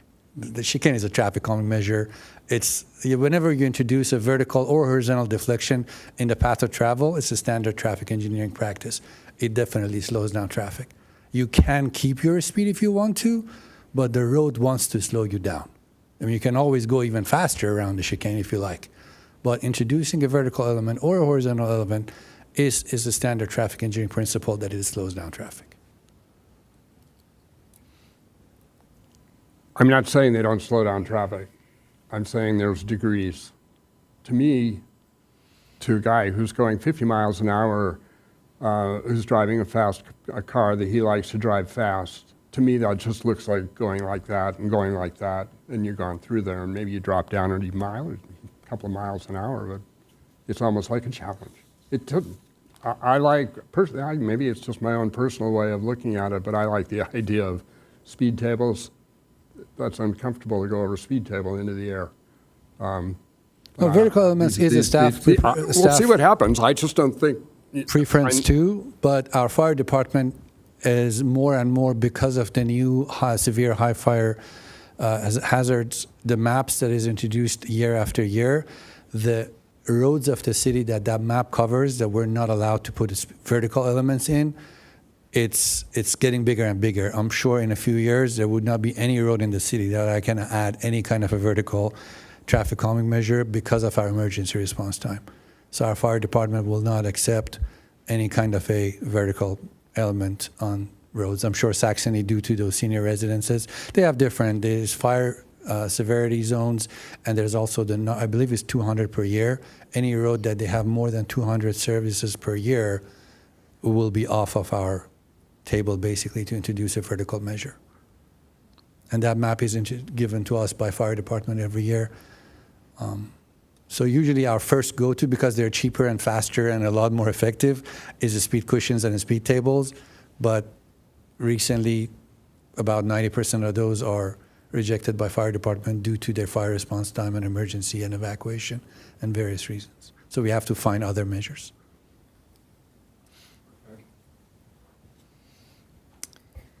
Okay. Anything else in your report? No, thank you. And the second one is our development review. This is, as you know, we provide this monthly to commissioners for their information in case there are questions from public and their constituents. If there are questions from commissioners, I'll be happy to go back and get more information on them. One question. I did see there was an accident from the police report on Manchester, right at where the proposed entrance to the, which one is it? It's scrolled down. It's the project right on Manchester. Let me open it.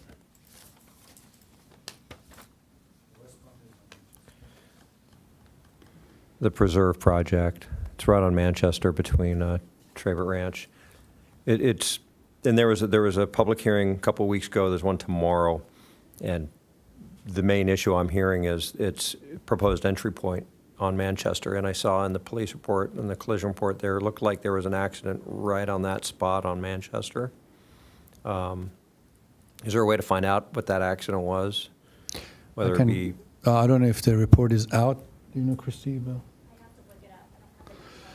Yeah, it was from the August report we just looked at. So just curious, because that was the main issue that people were having with that development, literally right on that spot on Manchester where they want to put the entry and exit. And Yeah, I myself am involved in that, and one of my staff is also involved for that specific concern about the site distance to assuring if the development is going through. Right.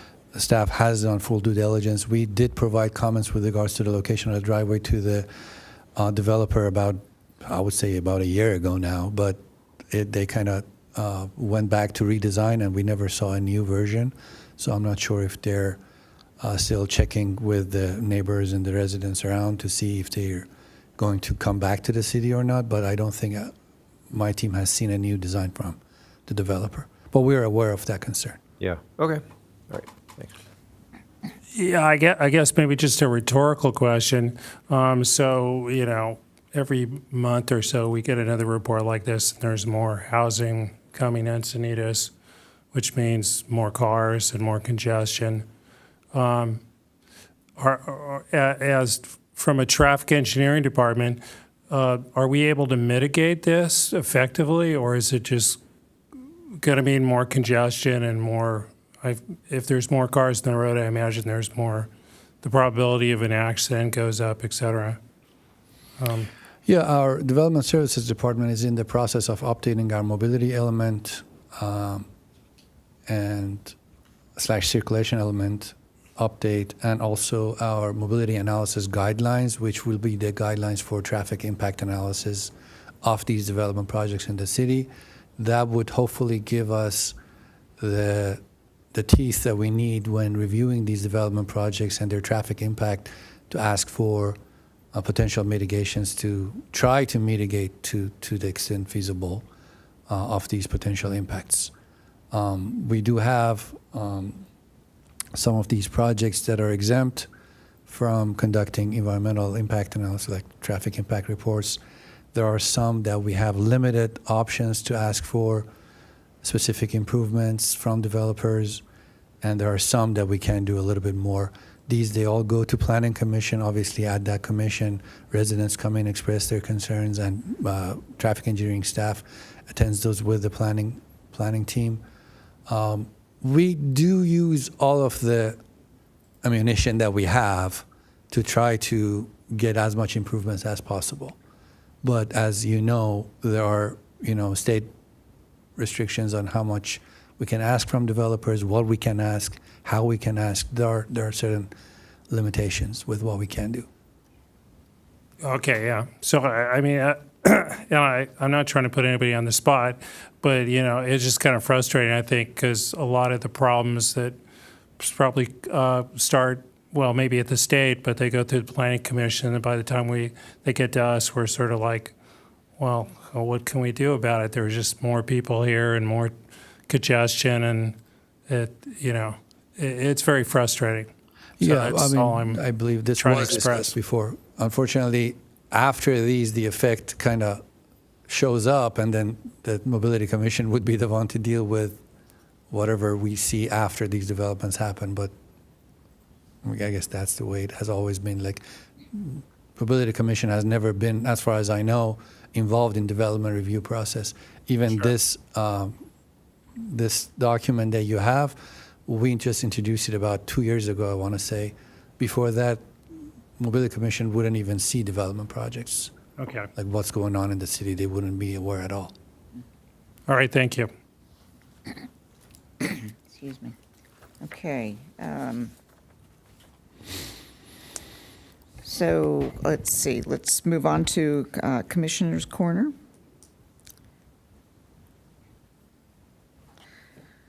So this is where we'll be discussing the potential emergency advisory. Chair, before we start discussing this, as you're aware, this was kind of triggered by the unfortunate fatality that we had on Encinitas Boulevard at Village Square. And we had conversations about this and other fatalities in the city. I was advised by our attorney's office to read this statement verbatim before we start the conversation about this.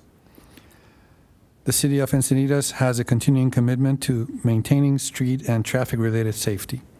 These efforts include ongoing monthly traffic enforcement blitzes, the anticipated addition of 2 new traffic deputies, HSIP Cycle 12 projects expected to be considered by City Council this fall, ongoing evaluation of traffic and safety plans, and continuing work on road improvements, pavement rehabilitations, striping, and ADA upgrade projects.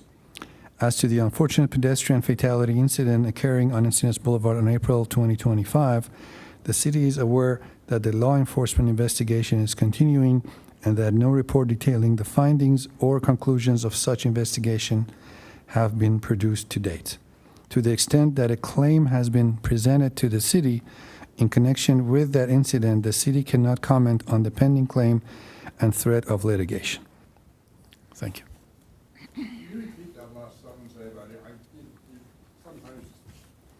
Sometimes it's, you don't speak quite as clearly as I need with my cochlear implants, if you don't mind. To the extent that a claim has been presented to the city in connection with the incident, the city cannot comment on the pending claim and threat of litigation. So can we define city here, please? How does this commission fit in terms of that? Well, the commission, I believe, is performing as an entity of City of Encinitas, like whatever action, whatever conversations you have, whatever decisions you make, is Mobility and Traffic Safety Commission is a Muni Code established entity of the City of Encinitas. If I'm getting your question right, you're not just acting as commissioners, you're acting as a body of the City of Encinitas, if that makes sense. I'm going to ask you to repeat one more time, because this is important legally, I think. What is it you just read the document. Maybe you could just interpret that last part. Yeah. What are we allowed to actually discuss? Correct. I did have conversations with our risk management team. As long as we're not discussing the specifications and the details of this specific collision or litigation or potential litigation, we can't discuss anything about a citywide safety.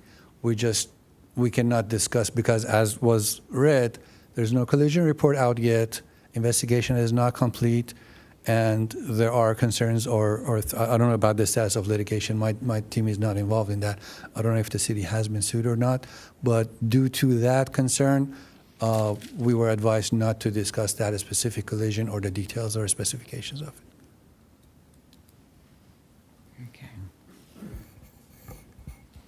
So just to get a clarification, is it premature for us to talk about this? Or we can talk about it, but it's not the specifics as far as... I mean, that collision, as mentioned, we cannot discuss because there's nothing, like, I don't want to say hearsay, but we've all heard about what has happened, but there is no official collision report for that specific.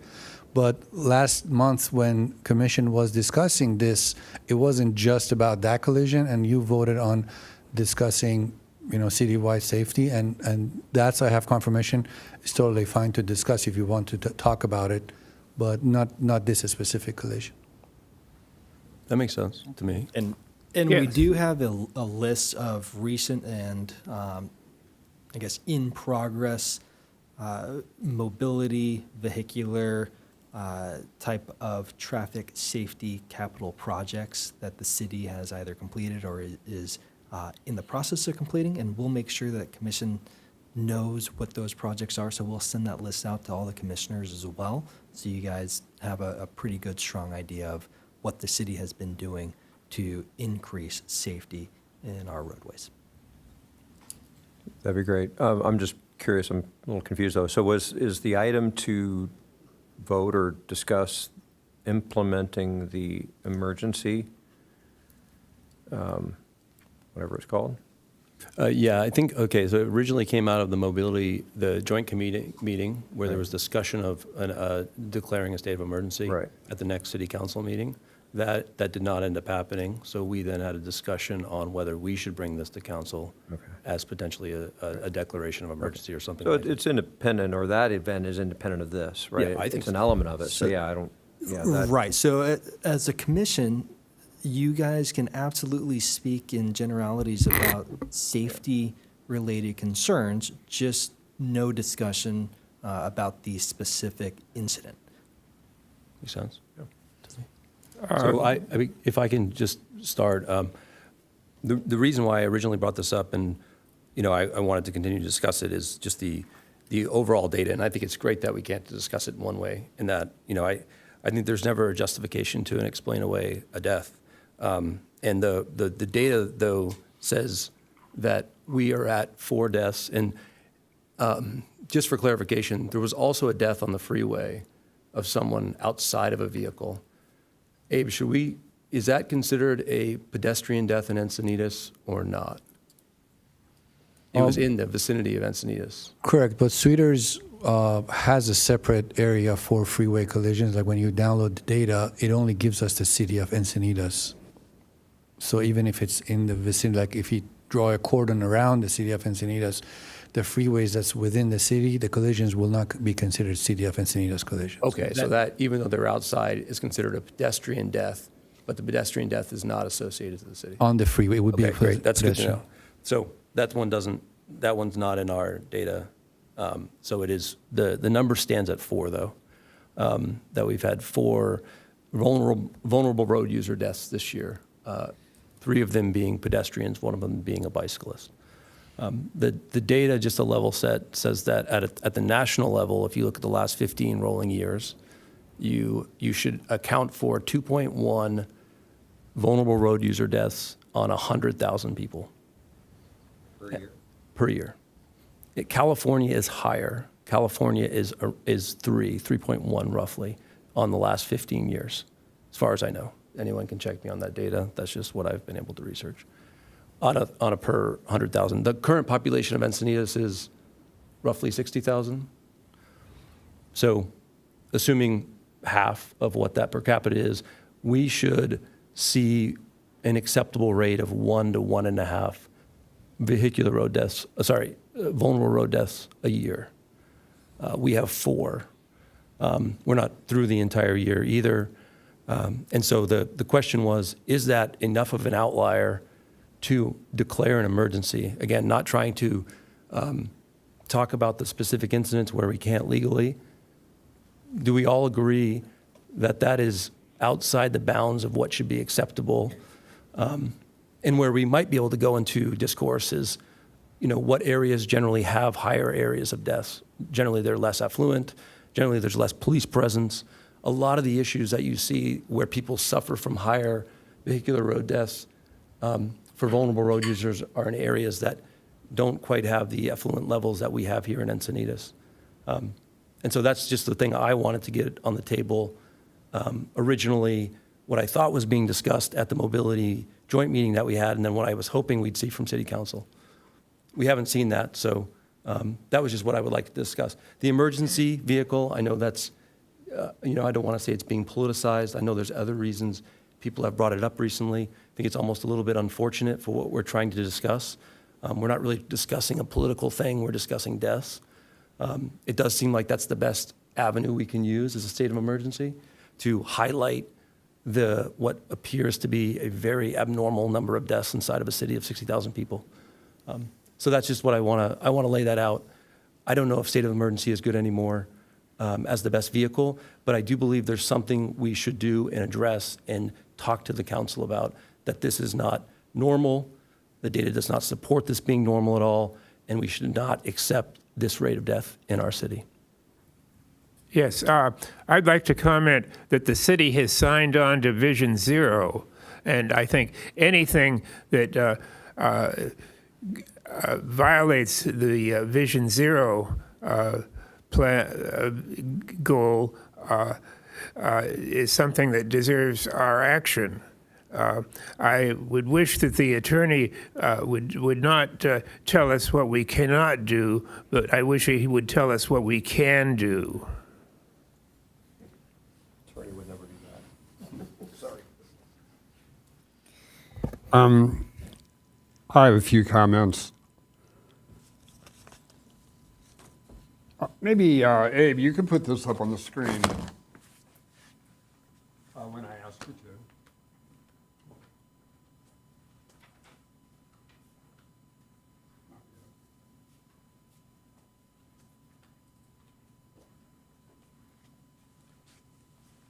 So, with the exception maybe of Sergeant Trampos, I suspect I have more experience with emergencies than anybody in the room. I'm a retired anesthesiologist. I've seen about 1,000, maybe more, emergencies. And emergencies, there are different kinds of emergencies. There are those that really are true emergencies that have to be attended to right now, not in 5 minutes, not in 5 seconds, right now. And there are other emergencies that they're urgent, but they can be delayed. And it happens all the time in the operating room. The state of California, which is what I gave to Abe, has a list of what they consider to be emergencies. And I can tell you 4 traffic fatalities in 8 months is nowhere near what they consider to be an emergency. We can bring it up. But the first one is if you're invaded by a foreign nation. Well, I don't think we reach that point. The second question is, and it's really, to me, almost the most important. Well, not really. We don't even have one completed investigation of these 4 fatalities. So wouldn't it look silly for this commission to be declaring or even suggesting there should be a state of emergency for 4 traffic fatalities, which we don't even know how they happened? I think that would be silly. And I really wouldn't want to be a part of that. Okay, the third one, and this one is pretty important. The last time that a state of emergency was declared for a fatality in the city of Encinitas, it was a fatality that occurred in a young person as well. A very unfortunate one. Unfortunate, even more unfortunate, well, I shouldn't say that.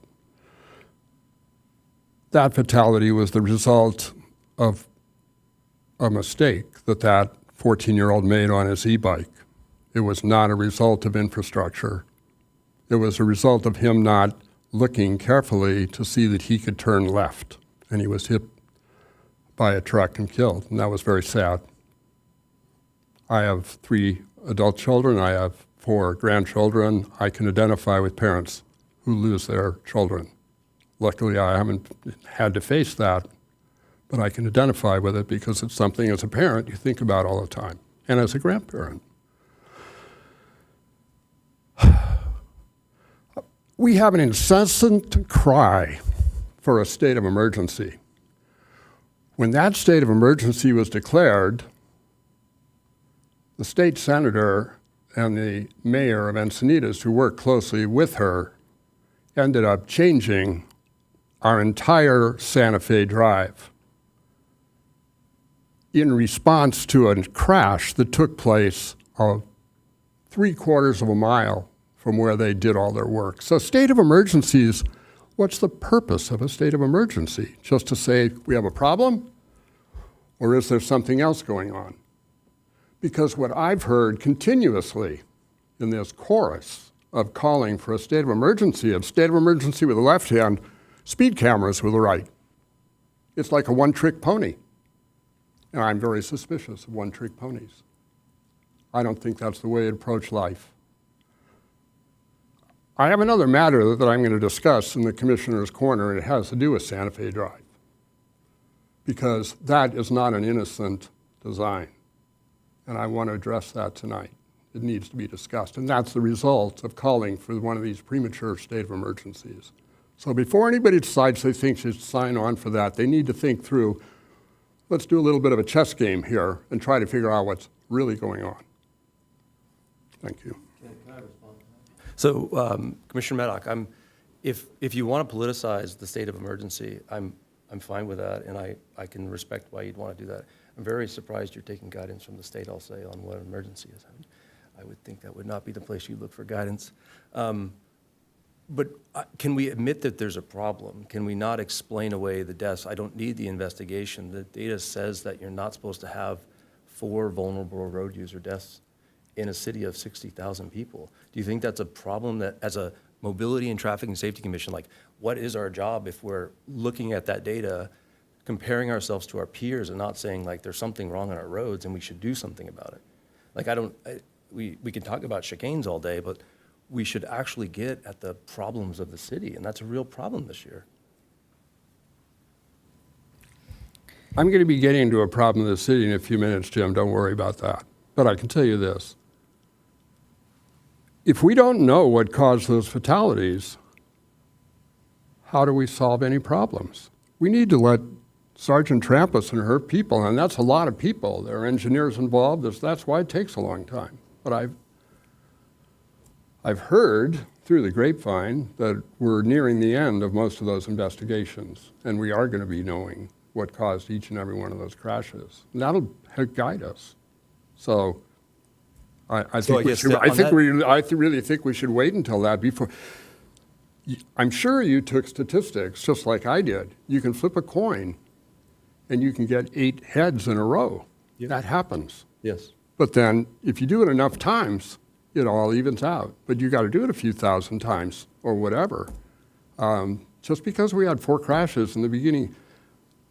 I remember somebody on this commission saying that Encinitas was basically, I mean, it sounded to me like somebody was saying that Encinitas is this very scary place to drive a car. Well, yeah, we have our problems because we're transitioning from a suburban area with our suburban streets into, unfortunately, an urban area, and we're being forced into that much faster than we should be. So we do have a problem, and we need to address that. I don't think it's through a state of emergency, but I think we can have other methods to do that, for sure. So I don't think a state of emergency is our solution. I think our solution is to keep our noses to the grind and keep figuring out ways. I have ideas of how we can make Village Square Drive intersection safer. I have some ideas that I think would help, but I'm an amateur. Abe should have ideas. That's the guy that should be telling us this is what we need to do to make this a lot safer. We need Abe to be focused on that. We need to say, hey, this is where our focus should be.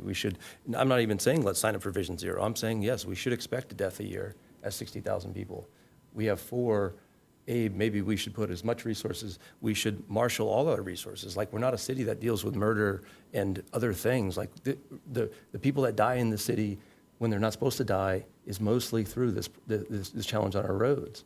So why not talk about marshaling resources? Why not talk about what we heard tonight from someone talking? Like, let's market the fact that we enforce more. Let's market the fact that we're not accepting 4 deaths of vulnerable road users. Let's get the word out that if you speed on our streets, there's going to be consequences.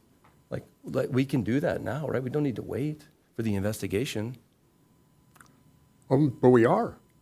If you came to the city council meeting last Wednesday, I didn't see you there. I wasn't there.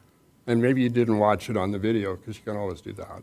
Scott Campbell got up and listed, I don't know how long you went on, Abe. It was a long time. He listed everything that well, I didn't get your name, but you just talked about, which is all the projects that are being done in this city. And let me tell you, that whole room got a little bit quiet because people were pretty surprised. There's a lot being done. So are we marketing it, though? Do people know? Do people realize? Scott Campbell got up in front of, I don't know how many people, I'm sure that young lady was there. It was pretty impressive. I'll tell you right now, it was pretty darn impressive. The city is not telling us they're happy with the state of mobility and safety, right? That's what we hear consistently for the months you've been on this commission. And they have the data to back it up. There's real challenges. Okay, I think it would be good to have some of the other commissioners kind of weigh in on this. Commissioner Johnson here. Yeah, I'm a parent and a grandparent, and I'm outraged at the loss of even a single child in a situation like this, because I believe this was a vehicle that ran into a child I guess we haven't been told by the city exactly what happened, but I think we should be prepared to do something at least.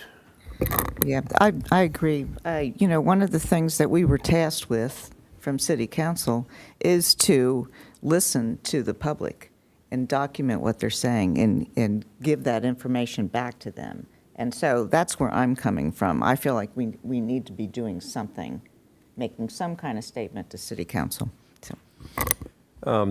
I wanted to look up what exactly does declaring a state of emergency mean, right? And there's details there. It makes it sound like it's a little extreme, but bottom line to me is this last part. Declaration is a necessary first step to access additional resources from the state and federal governments coordinating the comprehensive response to the emergency or whatever. I don't like being reactionary and reactive, but I agree with Jim. I mean, I don't care how these accidents happen, they happened. And the stats are the stats. 4 people have died. That's pretty bad. And even if they were, I don't know, could they have been preventable? Or even if they were, they happened regardless. That means there's a flaw somewhere that statistically may never be discovered or identified. So it's happened. Looking forward, though, I think if we want to try to be smart about this, and I think one of the biggest issues we continually hear is the density issue and the housing, which is going to create more traffic, which is going to create more issues, which is pretty much the reason why we're even here. When I put 2 and 2 together, I'm looking at this and I'm thinking, okay, the reason for me to agree to declaring a state of emergency is it will allow us to access additional resources from the same silly state that is imposing these reasons why we have to put up with these high-density housing units going in. So if we declare a state of emergency, if it allows us to access additional funding from that state that's making us have to go through these gyrations in the first place, then I'm for it. I don't care what the political BS is about it. So I don't see the detriment in doing it. It might be a little extreme, but I can justify it. I agree with a lot of what folks are saying here. As I guess I sort of alluded to earlier, I think the ultimate cause of a lot of the problems are just the fact there's a lot more people living in Encinitas and in Southern California in general, and those of us that have lived down here for a long time remember when there was a time when it felt like there was this Southern California, San Diego was a really safe place to live, and the drivers were really courteous, and you'd go up to LA or San Francisco or something, and you go, oh my God, what are all those crazy people doing? But it's down here now as well.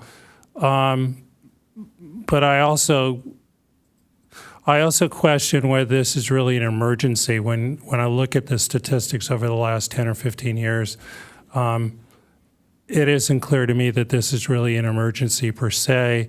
And I do think, given the changing landscape here in Encinitas, and I think that the fact that congestion itself is creating a lot of problems, and undoubtedly fatalities. I mean, that intersection that we're not supposed to talk about, I go through that all the time. I live in that neighborhood.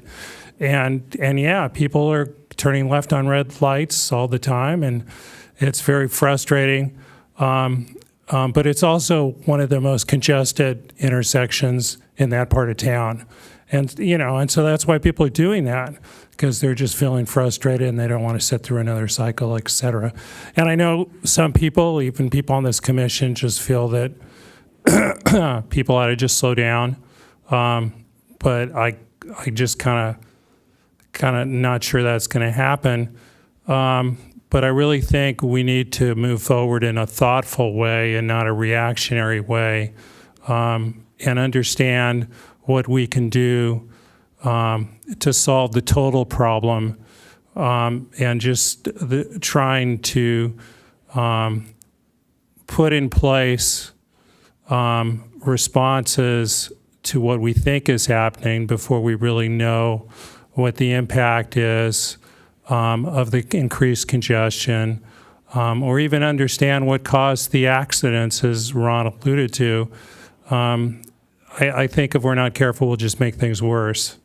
So we really need to be thoughtful about that. I think certainly everybody wants to do something because, they want to fix this problem. but I think we really need to be thoughtful about what our response is, or we'll just make things worse. Thank you.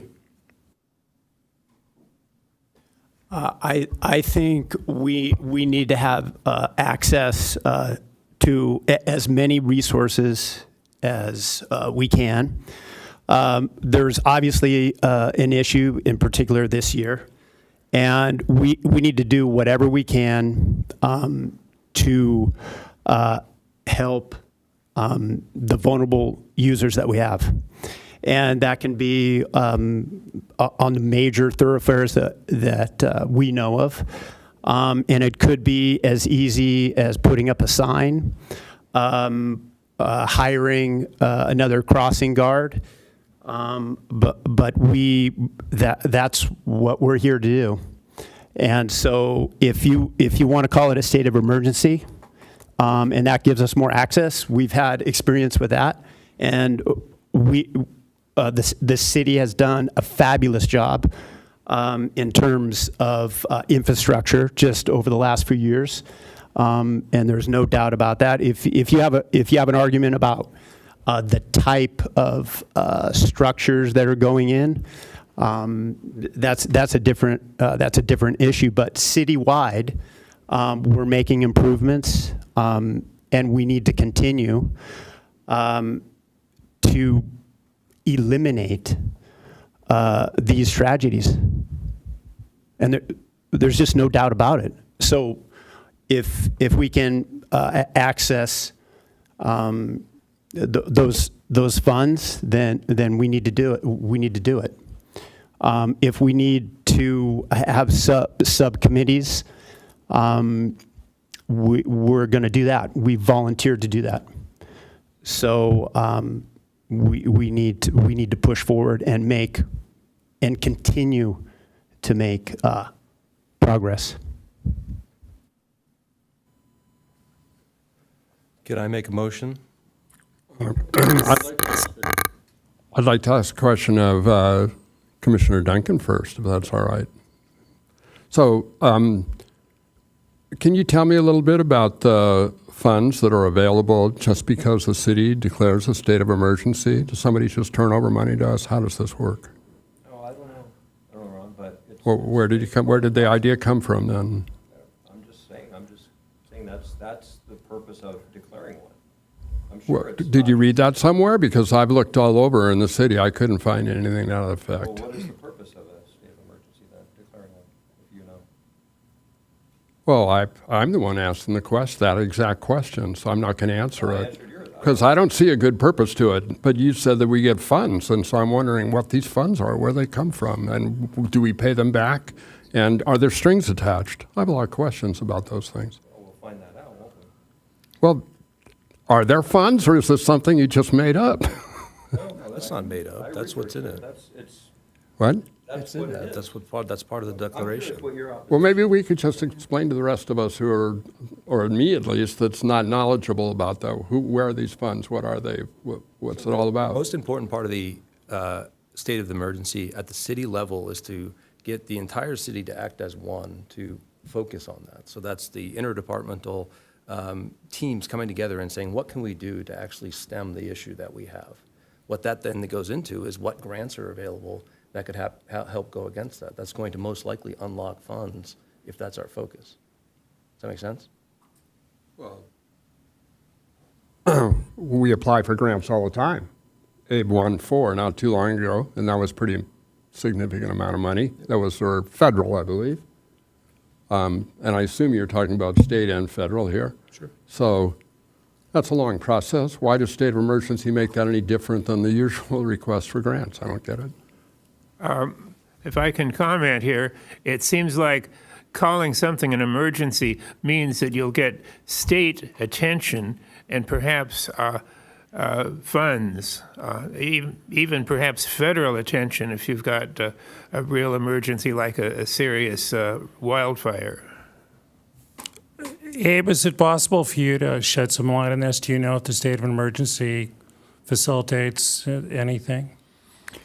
Well, Again, not my forte. I'm just a traffic engineer. But from the previous experience, as far as I know, a state of emergency for the city gives some leverage to the city manager and the city council and mayor, redistributing funds, stopping certain services if they have to redo the level of service that's provided to the city in different groups, different categories.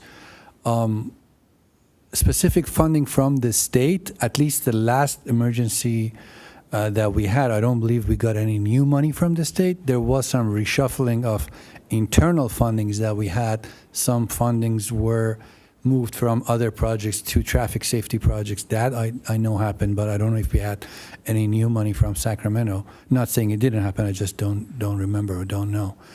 So it gives more flexibility with regards to going out to bid, hiring contractor, maybe some reimbursement for some equipment, some overtime when it comes to emergency response. In those cases of emergency where there's a fire, earthquake, stuff like that, I don't think we will be reimbursed for our engineering staff time put on different projects by the state, similar to fire response or stuff like that.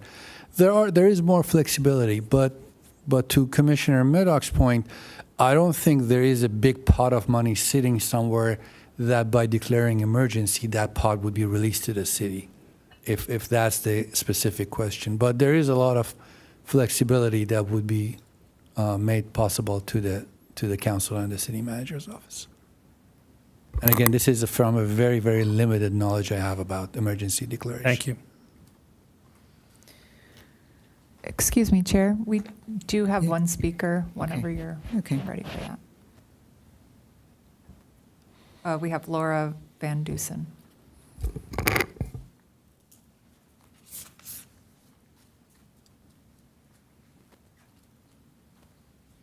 Hello, Commissioners. Thank you for your time talking and discussing this matter. I just wanted to come and represent many people from our community and fully support being put in a state of emergency, and the reason being spot on, that it allows to cut red tape and work within departments to act more quickly to address these issues. So I implore you all to recommend to the City Council to declare a state of emergency, to trigger rapid interdepartmental coordination, and pursue the following. Proactively pursue grant funding to implement all priority projects in the CSAP. We have a comprehensive safety study. We need to use this data. The city has already paid for it.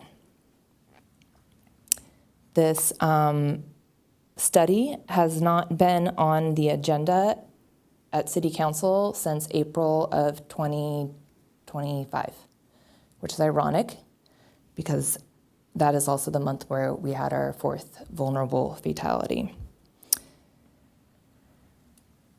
Adopt a quick build policy to streamline and expedite safety project delivery and systematically apply low-cost safety countermeasures citywide. Thank you for your attention to this matter. As the Mobility and Safety Commission, your community needs you now more than ever. Thank you.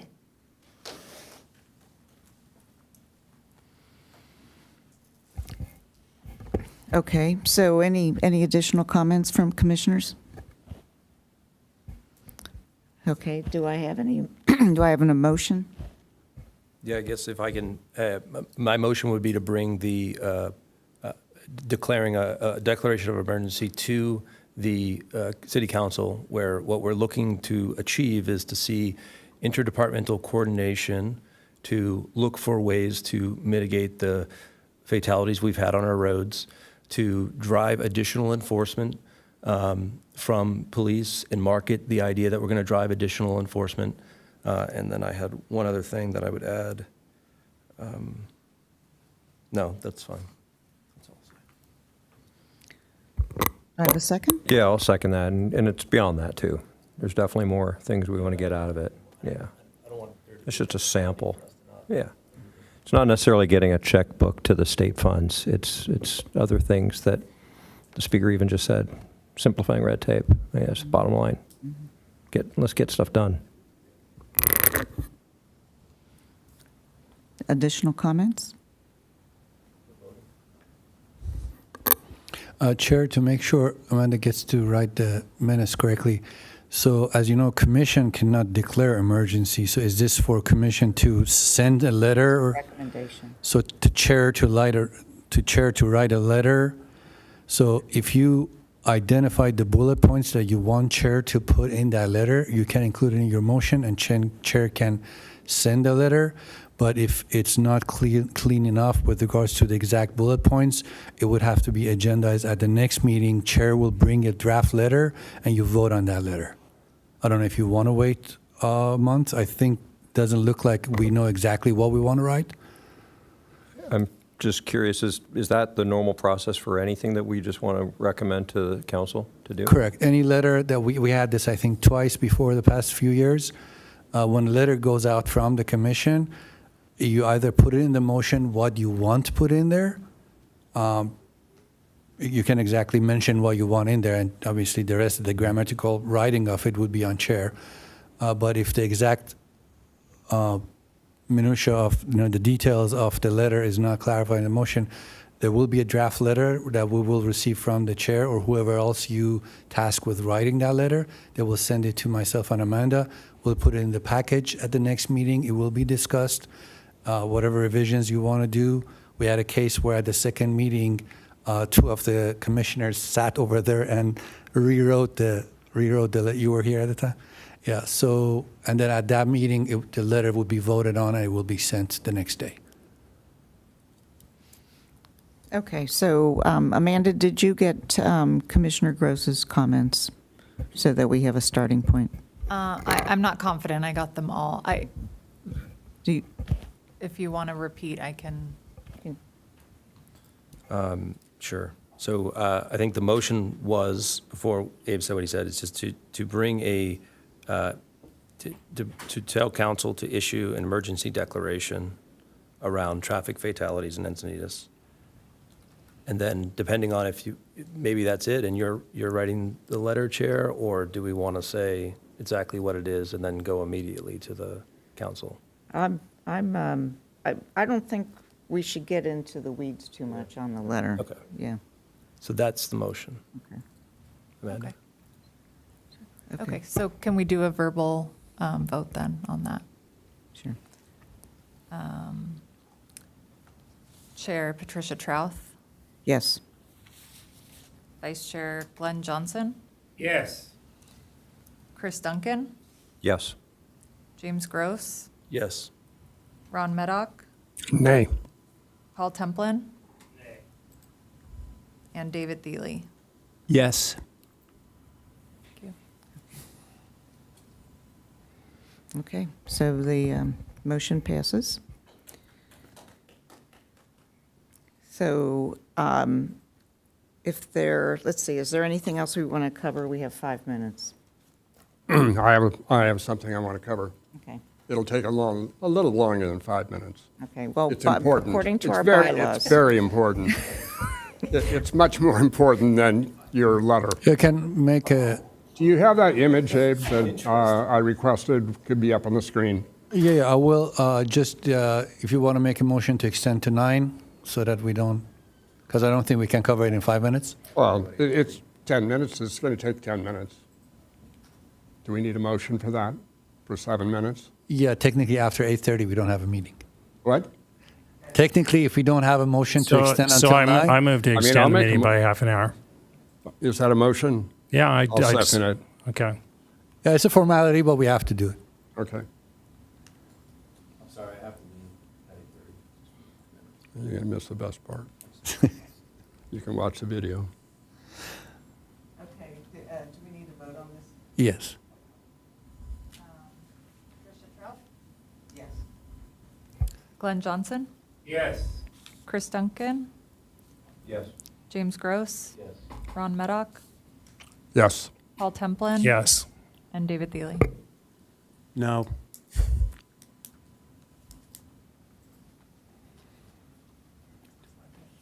Okay, I'll try to make this quick.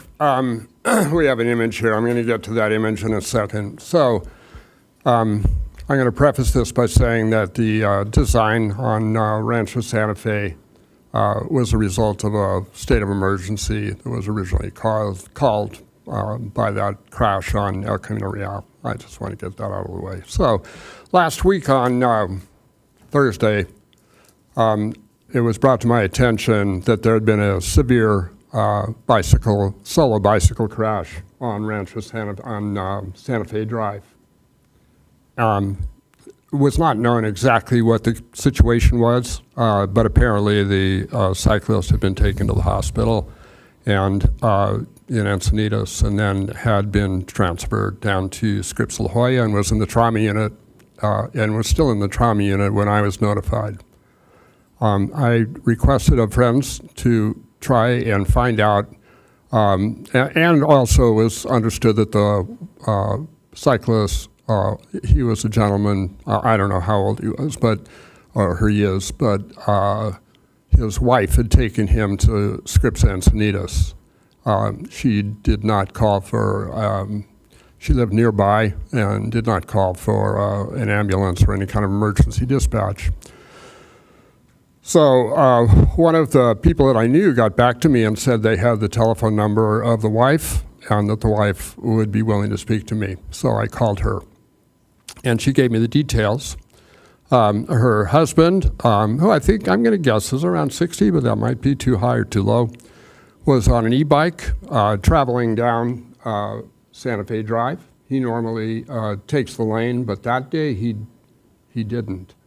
And he was not wearing a helmet, customarily wears a helmet. He's a very experienced two-vehicled rider or driver. He rides bicycles, he's done triathlons, and rides motorcycles and e-bikes. So after he was taken down, the reason that he was transferred from Scripps Encinitas to Scripps La Jolla because his injuries were so severe. It turned out that he had 4 broken ribs, he had a pneumothorax. They had to place a chest tube because the pneumothorax was so large. You don't always have to do that, but his was large. He had a partially obstructed vertebral artery, so he was at stroke risk, and he was put on heparin. So I couldn't talk to him on Friday when I was talking to his wife because he was still in the hospital, but she said he's a very ornery guy and he'd probably be home soon. So I said, well, okay. So on Sunday, that's yesterday, I rode over to Santa Fe Drive to take a look and see what had happened. And I couldn't really determine. I thought that I probably knew the area. And I kept going, and then I thought, and I tried to message the wife. She didn't answer. So then I got to the park down on McKinnon and thought, well, maybe I'll call. So I called, and she put her husband on the phone. And I said, okay, Kurt, that's his first name. If I go up there, will you tell me what happened? Can you show me? Now, it was difficult for him to breathe. He'll have pain for a long time from 4 fractured ribs. So I rode up and took this picture. And this is right in front of SDA, where we have a ton of e-bike users, regular bike users, and in this case, we have an adult e-bike user with a lot of experience.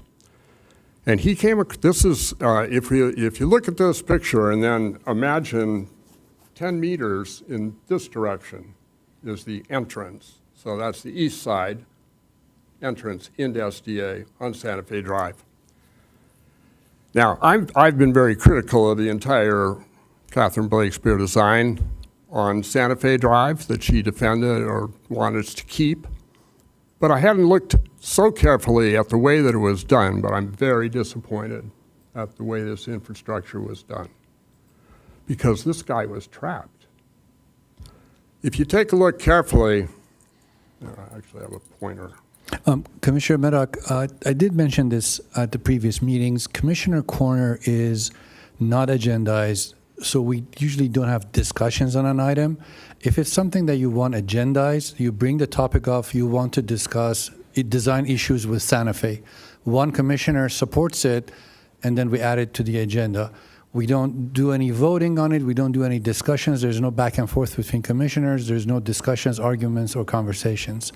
So Well, hey, if you have a topic, we talked about emergencies earlier. it was on the agenda. This is a very urgent situation because this man's front wheel hit that curb, which should not be there. No, I'm His totally head with you. went over the sidewalk and hit the mulch. Otherwise, we'd probably have a fatality if he hadn't been launched quite that far. And we have kids going there every day. So this needs to be remedied on an urgent basis. I totally agree with If you you. don't want to go any already, further with it, that's fine. But that's the main reason I'm bringing it up, because I didn't want to wait another day. no, I mean, you could contact me directly. I mean, this could be just you contacting the project manager of the project. You could contact our assistant director. You could contact me. You could contact the project engineer. Identified an issue. Any resident does it. I mean, commissioner obviously will take every comment we receive about a project serious. We review it. We go out there. We take a look. If it needs to be remedied, fixed, we will fix it. We correspond with public. There is our 311 system. There is our internal emails. We can. I just don't want to, take commission's time and violate Brown Act at the same time. The emergency declaration was an agendized item. Commission voted on it last month to put it on the agenda, and it did get on the agenda. So it was a totally different thing. Commissioner Corner, a commissioner brings a topic of interest, passes it to the other commissioners. I want to discuss Santa Fe design. I see issues there. If there is support from the other commissioner, if it meets our bylaws guidelines, it gets on the agenda. That's the extent of it. We don't discuss, because it's a Brown Act violation. There might be people interested about the specific item that you're talking about who are not present today. That's why it violates Brown Act. Okay. Because it was never mentioned in the agenda that was posted, if that makes sense. I accept that explanation. Thank you, Abe. So Ron, I guess the question is, do you want to talk about this next week or next month, or what do you want to do? I've submitted an accounting of this to the city council and the city manager, and now Abe knows about it. Okay. So I don't think it's necessary really to discuss at the next meeting unless somebody else wants to go through it again. Okay.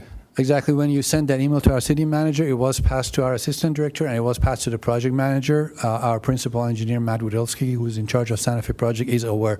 He has this picture. Right. I hope that something's done before the next crash takes place there. Yeah, I cannot comment because I don't know where they are with their evaluation and investigation and potential mitigations. I don't know. Okay, with that, I think our meeting is adjourned unless anyone has any last minute things to bring up. Okay, thank you. Thanks, everybody. Patricia, did you have something to talk about now? Well,